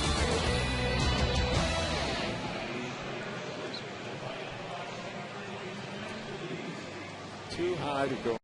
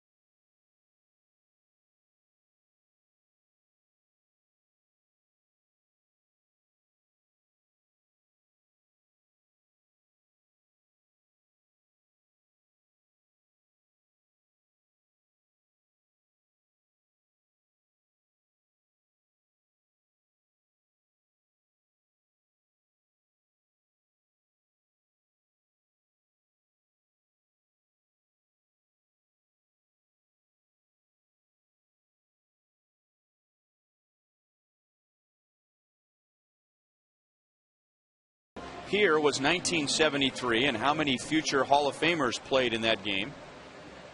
I know, well, 15. Wow. I was going to say, just watching the highlights today, I saw Johnny Bench's long home run in the left field corner, and I saw Nolan Ryan pitching, and there were 13 more. The National Leaguers walked off with a win that night. Ron Carew still does a lot of work with the Minnesota Twins. Wow.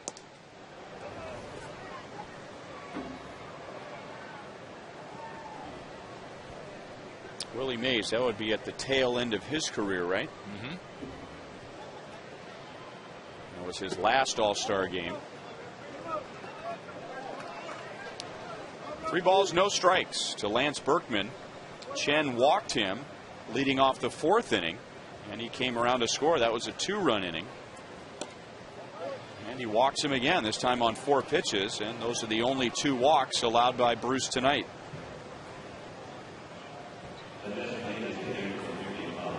With more on that 73 All-Star game, here's Joel. Well, guys had a chance to talk to Big John Mayberry, who played in that game, and he said that the one guy that he was so excited to meet was the Say Hey kid, Willie Mays. He said that growing up, he and all of his friends and the relatives, they talked all the time. That was their guy, Willie Mays. And so he walked up to the batting cage, introduced himself, said hi, and Mays turned back to him and said, "Hey, rookie, first All-Star game?" And he said, "Yes, sir." And that's the way he answered him. He said it was also a thrill to play with or play against guys like Joe Morgan, who he came up with and played with in Houston. Joe was really influential in his career. And then Cesar Cedeno also up with Houston. And the two of them were roommates in the minor league, 17, 18 years old. He said he would teach Cedeno about English, and Cedeno would teach him Spanish, and they would both talk about their dreams of making it to the big leagues. And Cedeno wanted to be like Clemente, and John Mayberry wanted to be like Willie Stargell. And all those years later, they're playing here at Royal Stadium in the All-Star game, guys. Big John loved Willie Stargell. Pinwheel the bat up there just like his idol. John was playing behind Lee May down in Houston at the time of the trade. 73 was his 2nd year in the Royals uniform. He played 1 year downtown at the old ballpark. I love hearing those stories because, you know, here's John Mayberry, a very successful player in his own right, talking about the guys that he wanted to be like, and then how many players wanted to be like John Mayberry.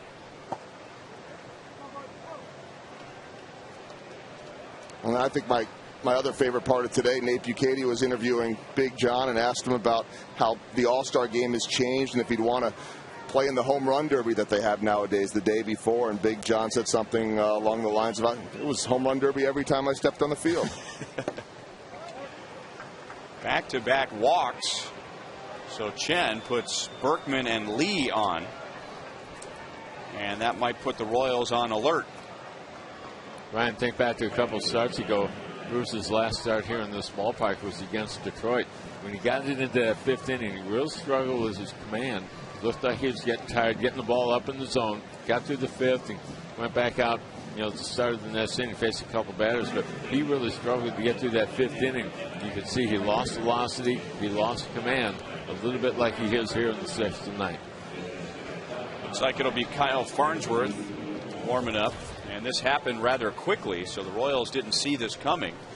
Bob McClure out there to figure out what has gone wrong, and he'll stand out there as long as Adrian Johnson, the home plate umpire, will allow him, so the bullpen can catch up.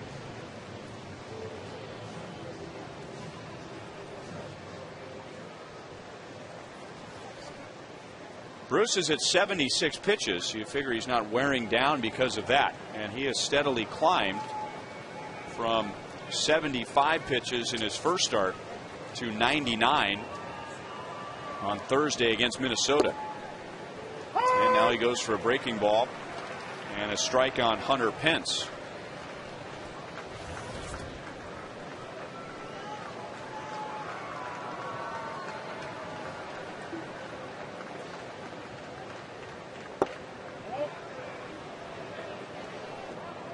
Does look like he just lost some velocity. That was the cutter at 82 miles an hour. He was 84, 85 on that earlier in the ball game.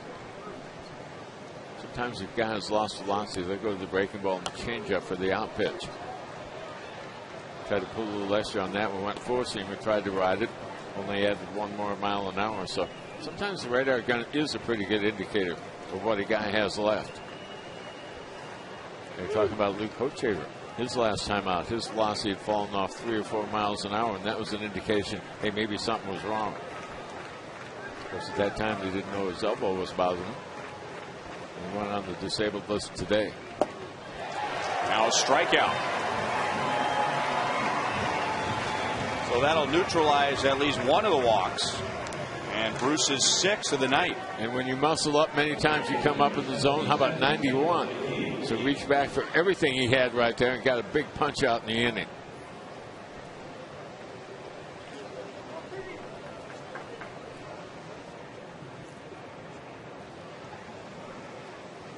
Now Pedro Feliz, he has struck out and reached on an error, and now he pops that up. They will call the infield fly rule, so Feliz is out, whether Betancourt catches it or not. So back-to-back walks, and now a strikeout and a pop-up. Coming up on Sunday, June the 27th, the first 20,000 fans will receive a salute to the 1985 Royals poster presented by James Printing. Royals and the Cardinals at 1:10. Select posters will be signed by Frank White. So be sure to get there early for that. Royals.com, 1-800-6-ROYALS for tickets. And that will be the end of interleague play in 2010. Jason Michaels singled in a couple of runs in the top of the 4th inning. He has also grounded out to short. Hit 2 balls hard up the middle. The first one was flagged down by Betancourt, making a nice running, spinning play. And then Betancourt slipped on another hard ground ball up the middle, which could have been an inning-ending double play. They really want to keep the ball down on Michaels. He's a better high ball hitter than he is a low ball guy. He's in a favorable count right now at 2-0. Would love to have that call.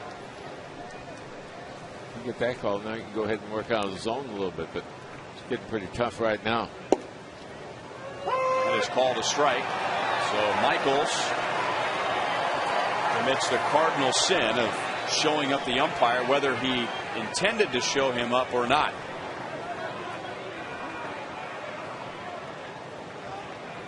Well, it's over the middle of the plate.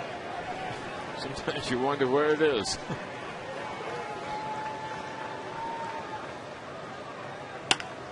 Hit hard off of Cayaspo's glove and up the line. So Berkman will score. Lee will go to third. And Michaels, who a moment ago was not happy with the call on strike 1, has to be thrilled with an RBI double. He has driven in 3. He has to be thrilled with the pitch that he had to handle on that last offering. A ball up and out over the plate, and he absolutely burned one down at Castro at third. Ball just slightly on the inner half of the plate and about belt high. Castro playing deep at third base had almost no time to react at all. That's a swing of a pretty good high ball hitter right there.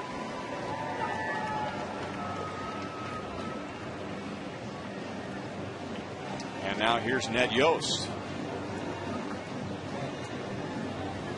So it'll be Kyle Farnsworth with runners at second and third and 2 down. Tommy Manzella coming up. And the Chevy call to the bullpen.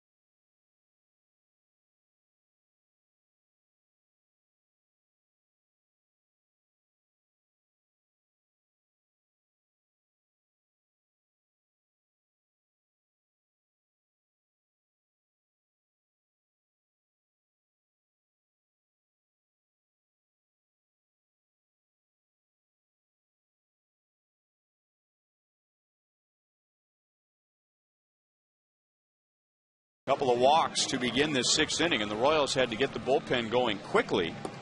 And before they could bring Farnsworth in, Jason Michaels doubles in Lance Berkman.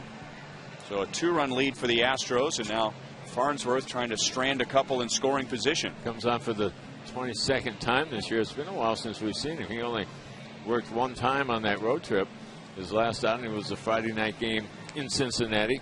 Had a couple innings that night. Was effective out of the bullpen. Has been effective recently. First time he's gone here on the homestand. Carlos Lee at third base. Jason Michaels at second. Michaels has driven in 3 of the 4 runs. Tommy Manzella has flied out and is lined into a double play. And Farnsworth, just as he has finished with his warm-up tosses, decides he doesn't like that ball and wants a new one.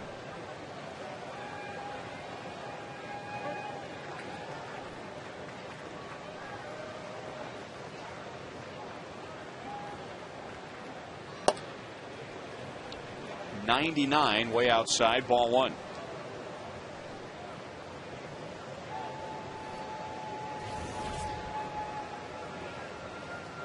Manzella, the Astros' 3rd round pick in 2005 out of Tulane.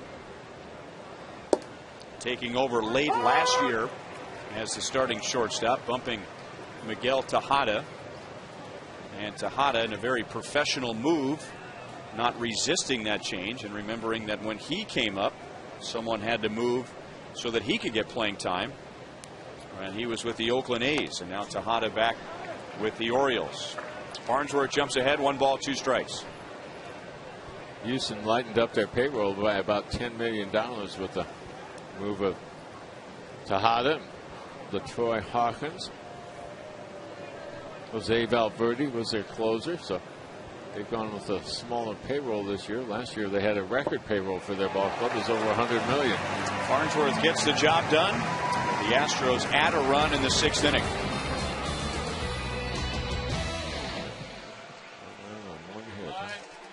Yep.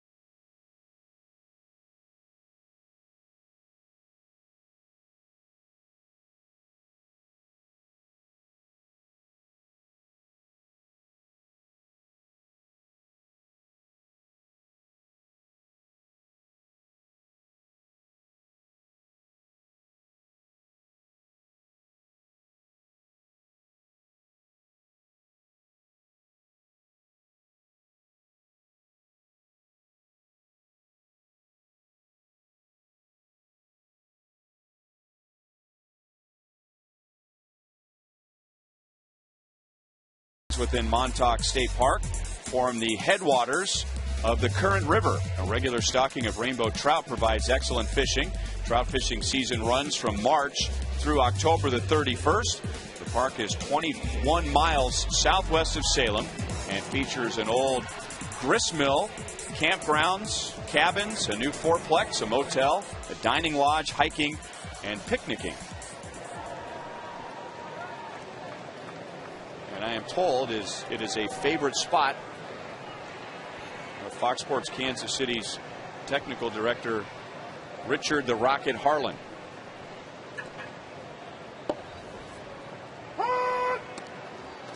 Who is our team's chef. Jose Guillen, infield single in the first inning. He struck out in the third. He's hit now in 11 straight games. 1 ball, 1 strike.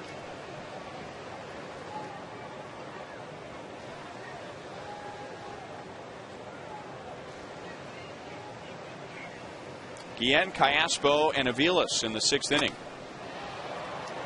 In the shallow right field. And 1 away.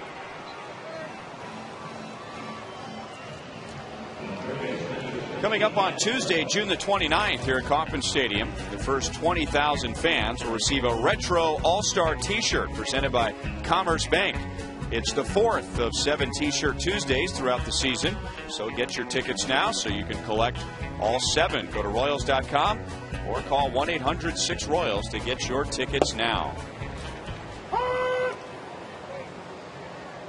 Cayaspo is struck out, flied out, 0 for 2. The Royals at the end of 3 innings had a 2-1 lead, but now the Astros have scored 3.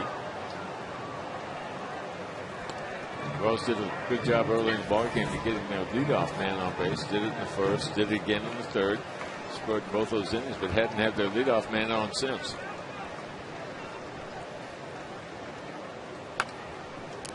Up the third base line, Feliz throws out Cayaspo.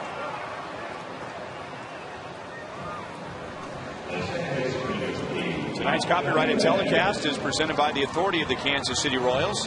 It may not be reproduced or retransmitted in any form, and the accounts and descriptions of this game may not be disseminated without the express written consent of the Kansas City Royals Baseball Corporation.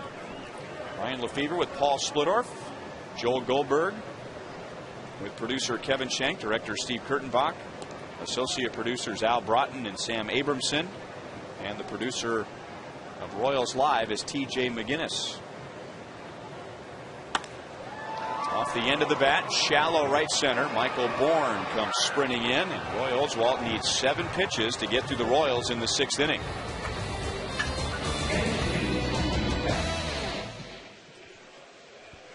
I didn't notice. You still keep that? Yep.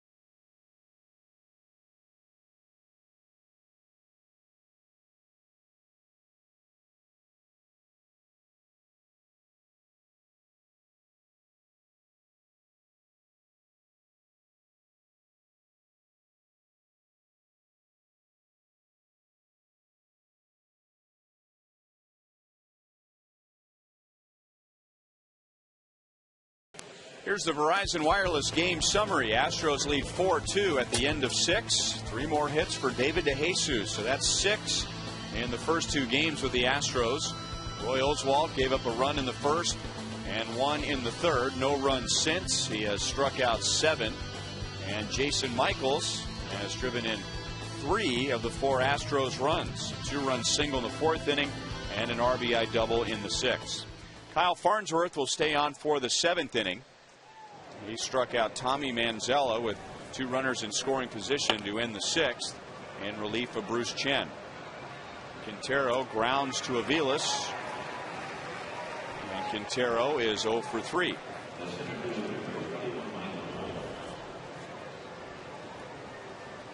And that'll bring up Michael Bourne. Bruce Chen gives up 4 runs and 5 2/3 innings. One of the runs was unearned. He struck out 6. 2 runs that scored against Chen were leadoff walks to Lance Berkman, and Berkman coming around to score. The mistakes in the 4th inning is what really hurt him. The error in center field.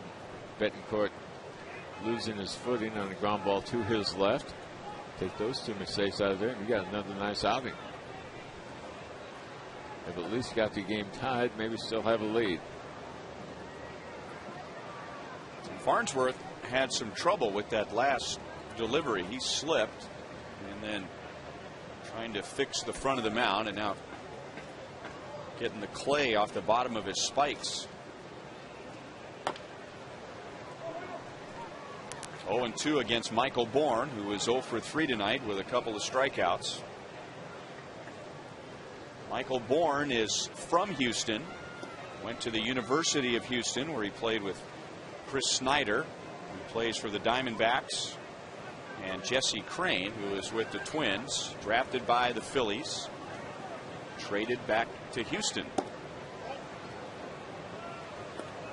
He was drafted by the Astros out of high school, but decided to go to the University of Houston, and the scout that signed him with the Phillies was former Royals third base coach Dave Owen.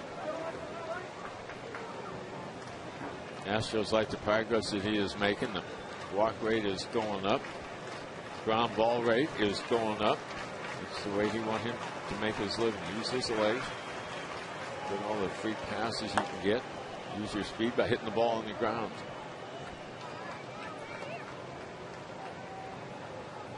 That foul ball headed towards Luke Hochevar, who was placed on the disabled list today with a sprained right elbow. Royals hope that he will just miss 2 starts. Anthony LaRue was called up from AAA, so he will start tomorrow.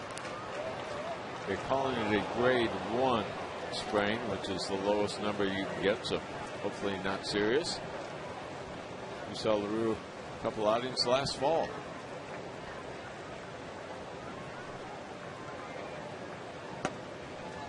2-2 on Bourne. Anthony with his trademark sideburns.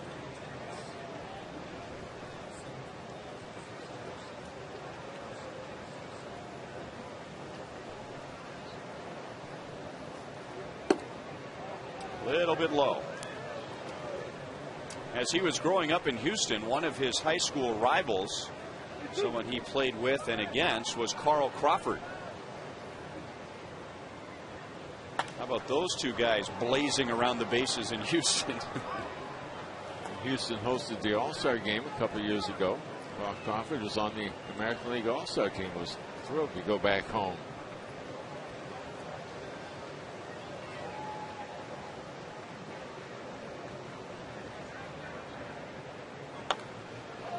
Still 3 balls, 2 strikes.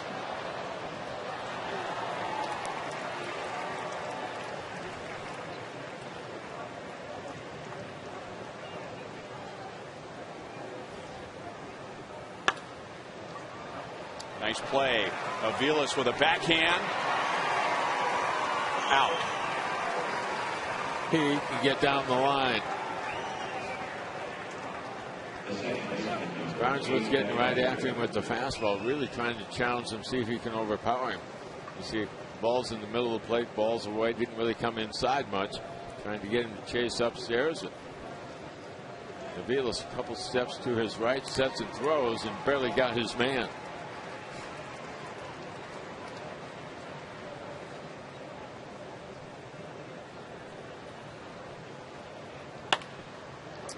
Much easier play. So Farnsworth has faced 4, retired 4.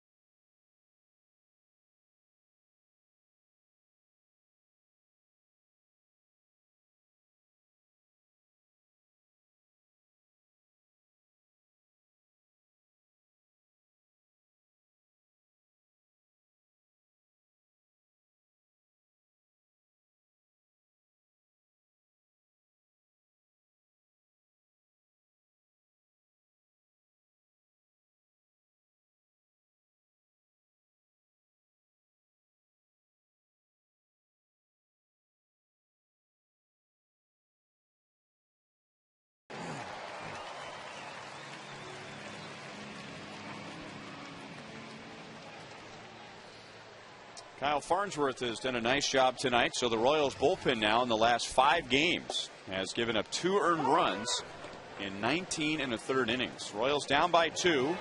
Mitch Meyer, Yuniesky Betancourt, and Scott Posednik, with Roy Oswalt moving up on 100 pitches.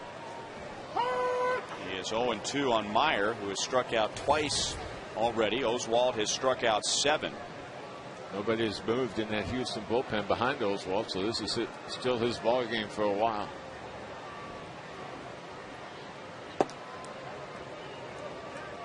One and 2. Royals with a run in the first inning after the Astros scored at the top of the first and then added another run in the third. So they had a 2-1 lead. But Houston with 2 in the fourth, 1 in the sixth. 2 balls, 2 strikes on Meyer.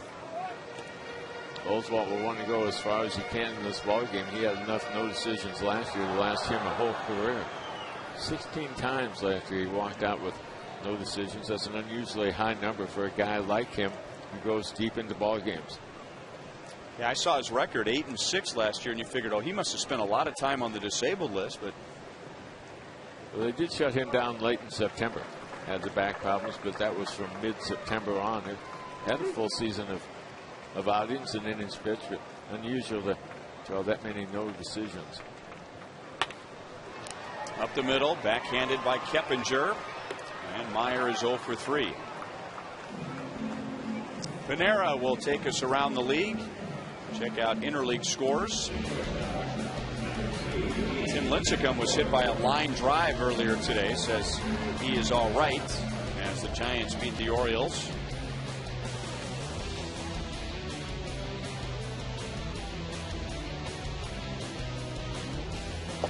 The Angels are playing well.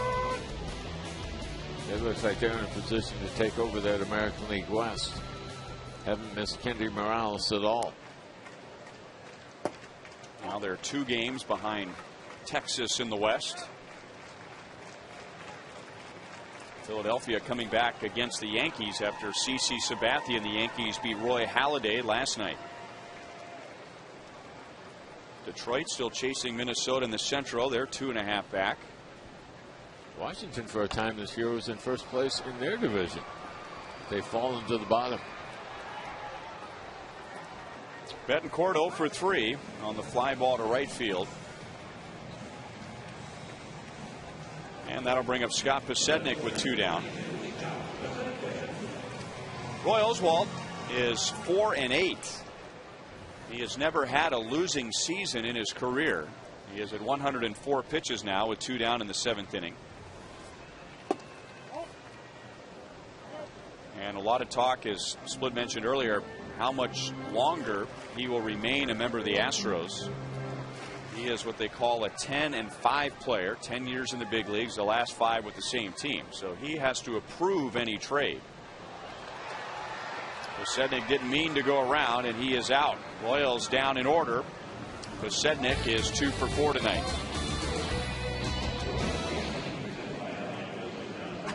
Seven straight retired.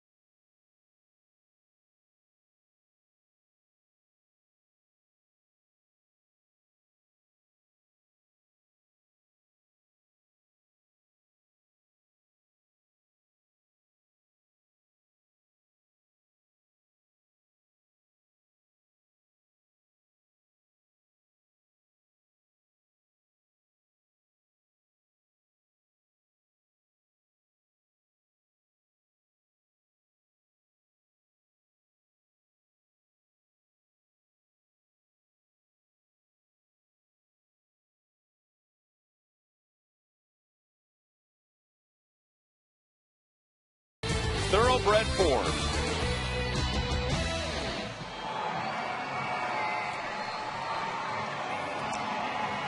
Royals down by 2, and Blake Wood takes over. He's normally in the game when the Royals are ahead by 2 this late in the game. Getting late in the game tonight. He hasn't been in there for a couple of days. Greinke had the complete game on Sunday. Royals didn't use him here last night, so you want to keep him strong. And they have the heart of their order due up, so you want to keep it right where they are. Down by 2 as you head to the bottom of the 8th. So another Chevy call to the bullpen. The first was Kyle Farnsworth, who went an inning and a third. Faced 4, retired 4. The Royals bullpen now with 19 and a third innings, and has allowed just 2 earned runs over their last 5 games. Bruce Chen had a tough time throwing strikes to Lance Berkman, who led off the 4th with a walk and scored. The 6th with a walk and scored. And now he leads off the 8th and takes ball 1. Berkman is also flied out to center field.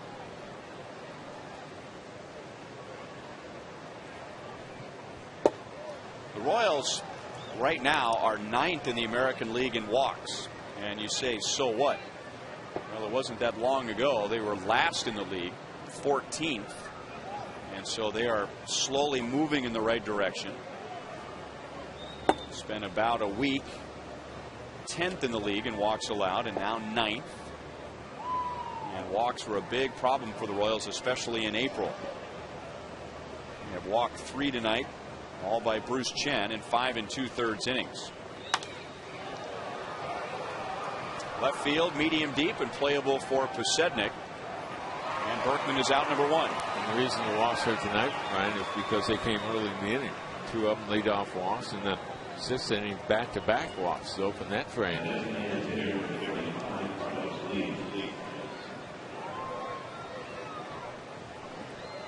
Carlos Lee singled in his 36th run in the 1st inning.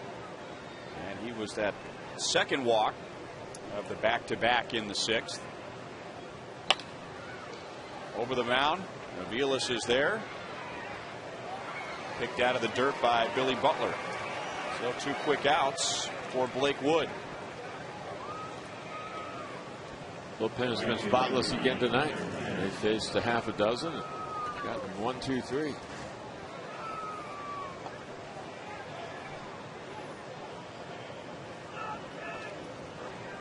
Hard to imagine the bullpen struggle they did early in the year, and hard to imagine how quickly they've been able to turn it around with all the moves they've made.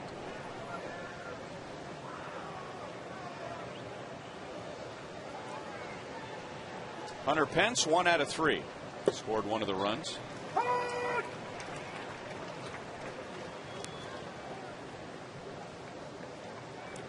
I don't think the Royals came into the year thinking they were going to have one of the best bullpens in the American League, but they certainly didn't envision the way things unfolded the very first month. And at this point in the season, and we're just 66 games into it, and on the far left side, on the opening day bullpen, those bottom 4, they're no longer here. So only 4 have survived opening day. Well, Ryan, if you look at how they were used at the start of the season, Roman Colon was the 8th inning guy setting up Joaquin Soria. Juan Cruz was the 7th inning guy. That didn't work out. Then you had a couple long guys that were in there. Mendoza, kind of a backup starter, long reliever. But the way they were set up for innings number 7 and 8, you figured they were pretty much a lock to be here all year. Did you think back to early last year? Remember the first 5 weeks of the year? The bullpen was nails. They didn't give up anything. And then after that, they didn't stop anybody.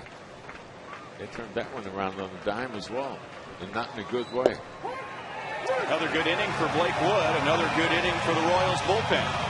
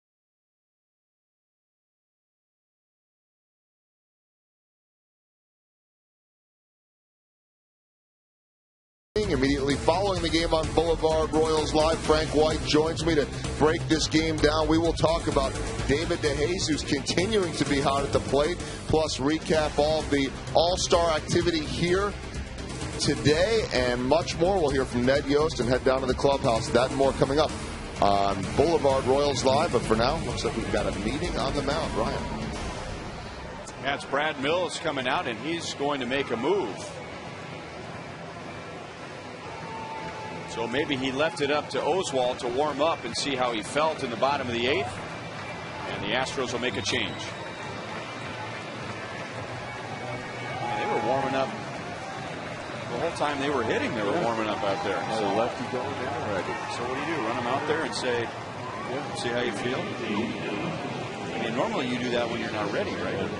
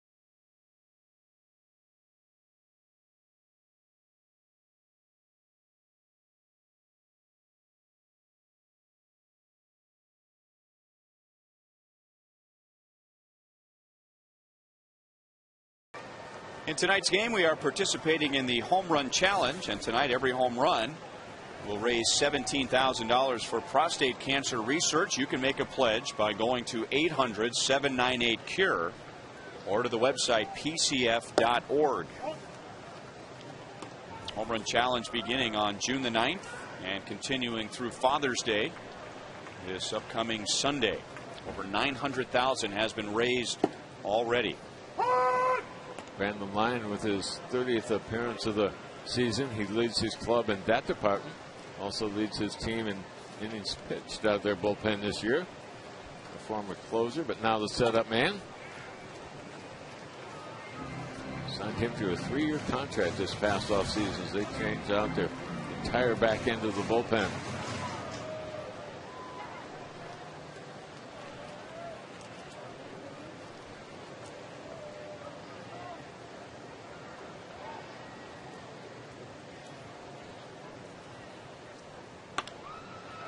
Poke to the right side, and Keppinger runs it down for the first out.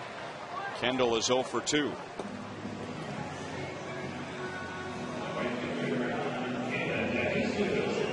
Fastball to the outside part of the plate, maybe even off the plate.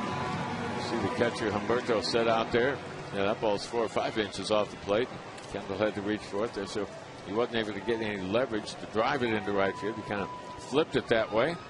Gave Keppinger time to run it down.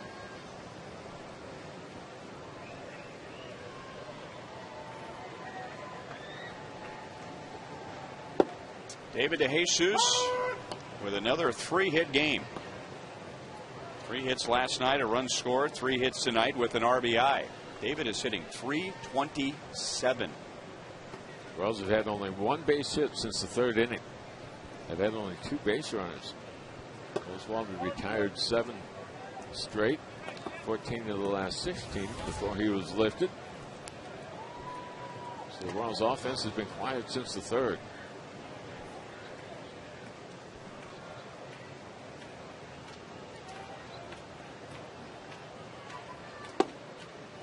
Two balls, 1 strike.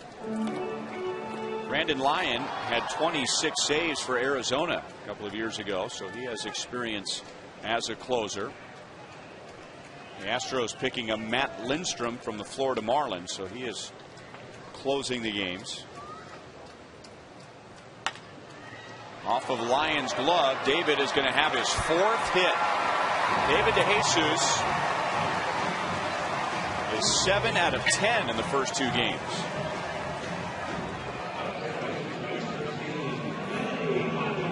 And his 4 hits tonight are the Chevrolet plays of the game. He's now hitting 14 of his last 15 ball games. Started off with a base hit to center. How about another shot up the middle? He gets an RBI.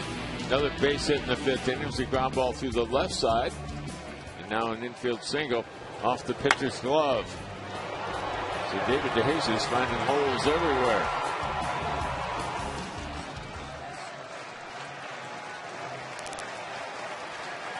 Getting late in the ballgame, time where you might need a long one to get back in it.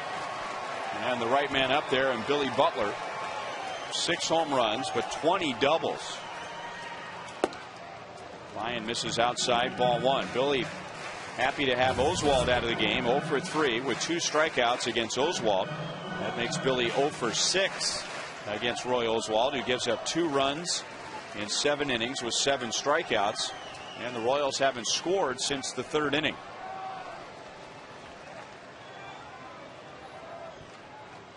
Right-handed hitter sitting .267 against Lyon this year. It's a whole lot better than what they hit against him last year. They were barely over .200 a year ago.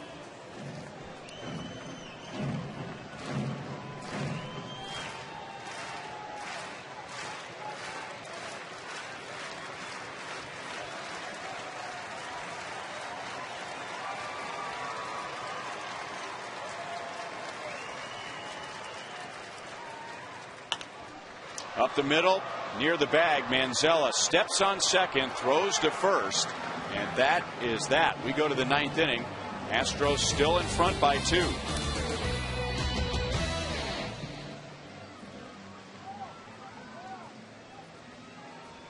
I'd say he's moving up on it.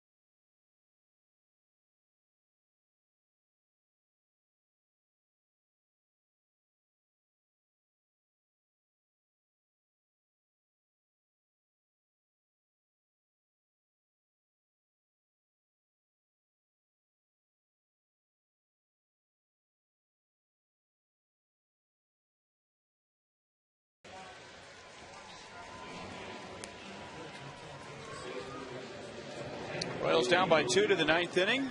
And as we're looking at Scott Besednik, we will also look at tonight's Miller Lite Taste Greatness Moments. Scott Besednik with a 2-hit game tonight, tripled in the bottom of the first inning and scored. Had an infield single in the 3rd inning, stole his 19th base and came around to score. And at that point, the Royals had a 2-1 lead, but the Astros with 2 in the 4th and 1 in the 6th. Joakim Soria comes on for the top of the 9th inning. He's ahead of Pedro Feliz, no balls, 2 strikes. Soria hadn't pitched in a while. He went back-to-back days on that last road trip. The Thursday game in Minneapolis, the Friday game in Cincinnati. Got roughed up a little bit by the Twins. Gave up a couple of runs, but came away with the save on both those nights. But he gave up a couple of hits in the 9th inning on Friday night at Cincinnati.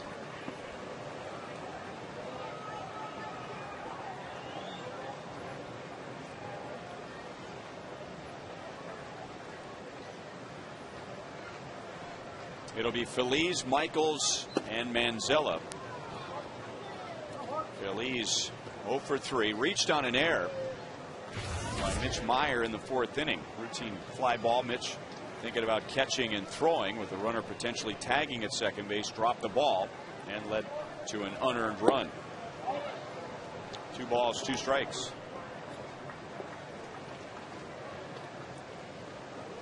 Well, if you looked at the lineup of the Royals pitchers tonight and didn't look at the score, you would think the Royals are about to win this game with Farnsworth to Wood to Soria. Feliz to center field. Meyer makes the play, 1 away.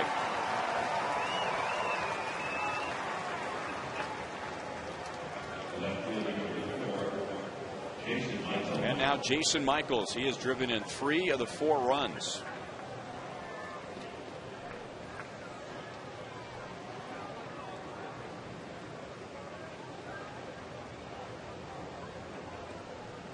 Michaels has driven in 5 in the series, homered, and had an RBI single last night.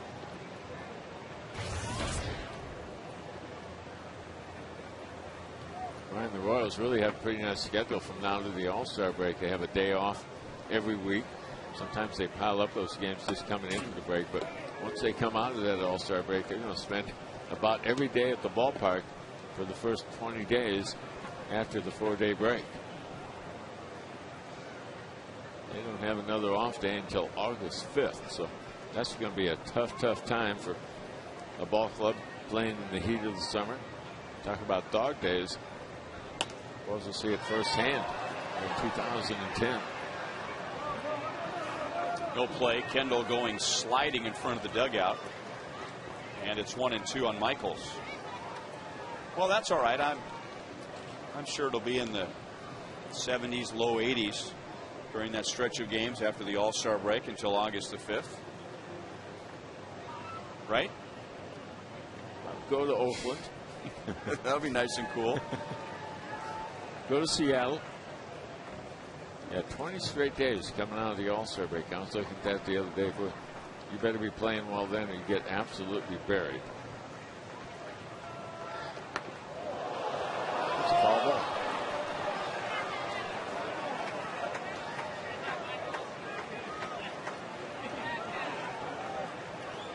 Just the way Soria and Kendall planned it.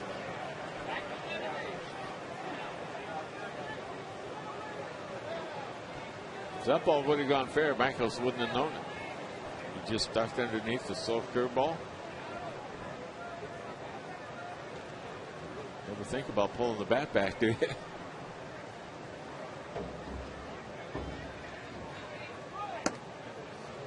And the fastball is up and in. Well, you mentioned those back-to-back outings for Soria. On Thursday in Minnesota, the Royals gave him a 3-run lead. He gave up 2, and the game ended with a line drive to right from Michael Kadire. The Royals won that game 9-8, a game that Bruce Chen started. And in the Friday game that you were talking about in Cincinnati, the Royals had a 1-run lead into the bottom of the 9th inning. The Reds had runners at first and third, and Scott Rowland, who already had 3 or 4 hits in the game, hit a line drive to left That was caught by Scott Posednik. Bottom line is saves both nights. Just so you're high-fiving at the end of the game, all is good. Got him with the power change, 2 down.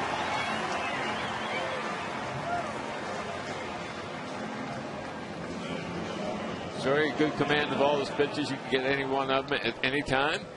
You see the grip on that power change. A little sinking action on it late. Probably out of the zone. But out number 2.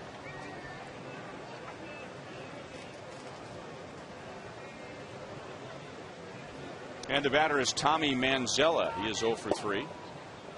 And a fastball at 94 for strike 1.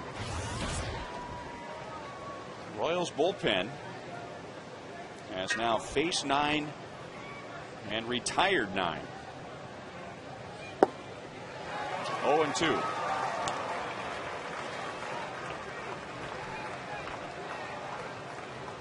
Well, the game began with a beautiful rainbow. Will the top of the 9th end with a beautiful rainbow? Yes. Royals down by 2. They have Jose Guillen with an 11-game hitting streak. Alberto Callaspo 3 hits last night. Mike Aviles 4 last night. Coming up.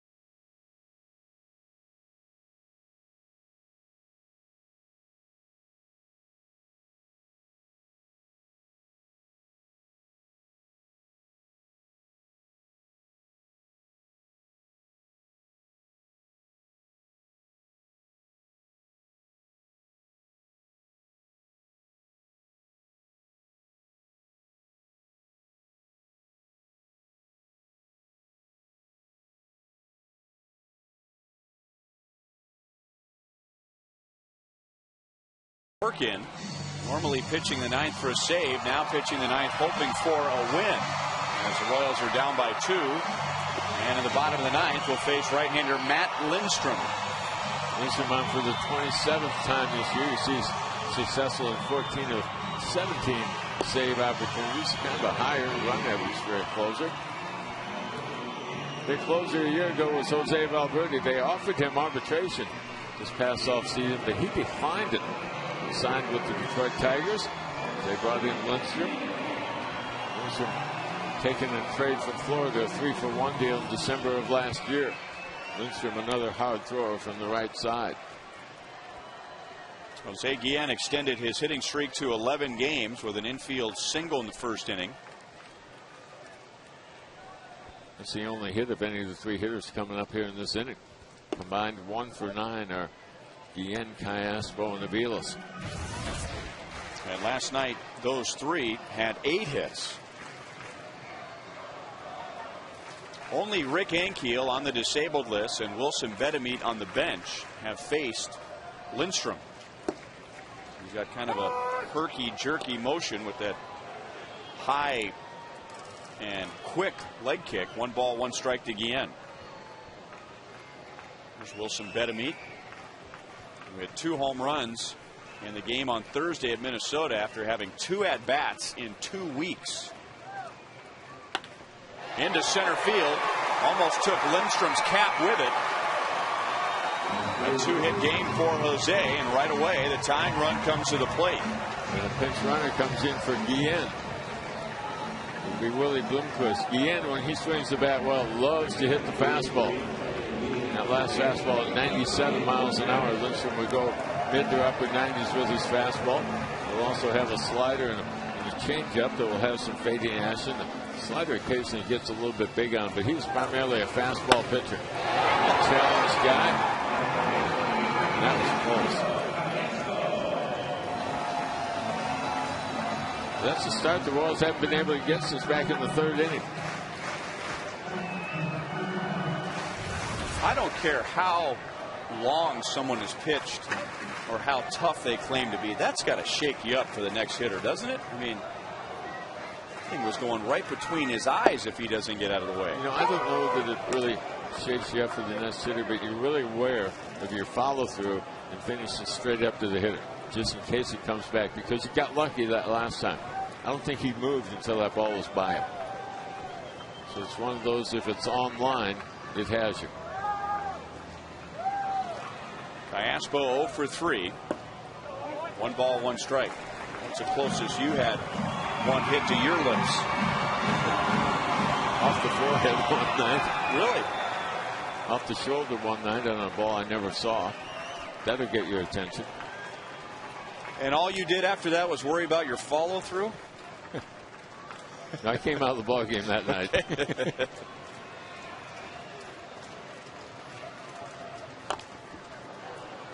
1 ball, 2 strikes on Iaspo. Who got you in the forehead?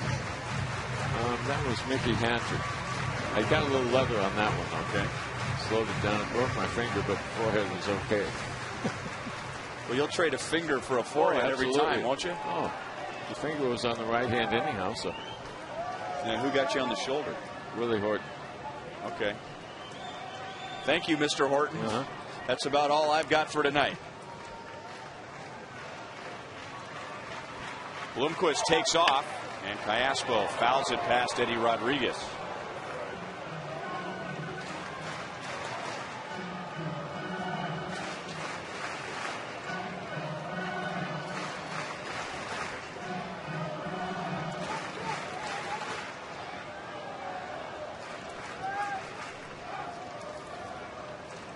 Iaspo was 7 home runs this year. And if you're wondering about a game-tying home run here, 6 have come from this side of the plate.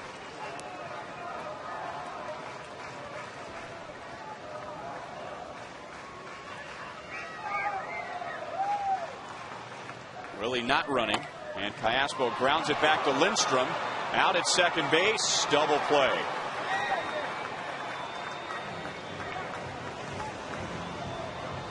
Second straight inning. The Astros have turned a double play. Lindstrom falls off to the first base side, so that takes him right into that one hopper back to the mound. Didn't take a step though into second base. Thought he might throw wildly on that one. Watch how quickly he gets rid of the ball right here. Not really on balance, but did make a good delivery. Antonello with the relay to first base. Well done by Houston. All that ends well is well, but that was a very uncomfortable throw down to second base. Yeah, it looked like he maybe hasn't done that in a few days.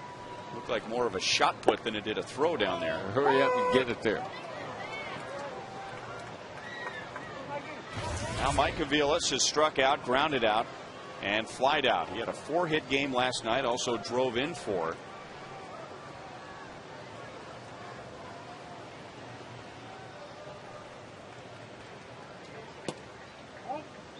One ball, 1 strike. Lindstrom is from the Mets organization. Traded to the Marlins and then traded to the Astros during the offseason. That's what telling you about the 3-for-1 deal. Had an ERA of about 5.5 last year for the Florida Marlins.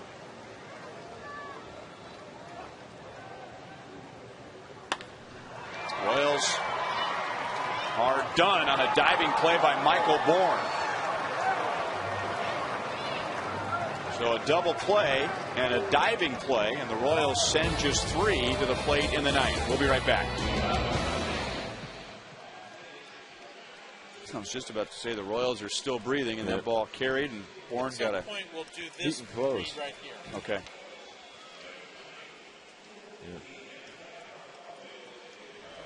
Bourne can cover a lot of ground, can he? Well, Nice player. I talked to him before the game. Really nice guy.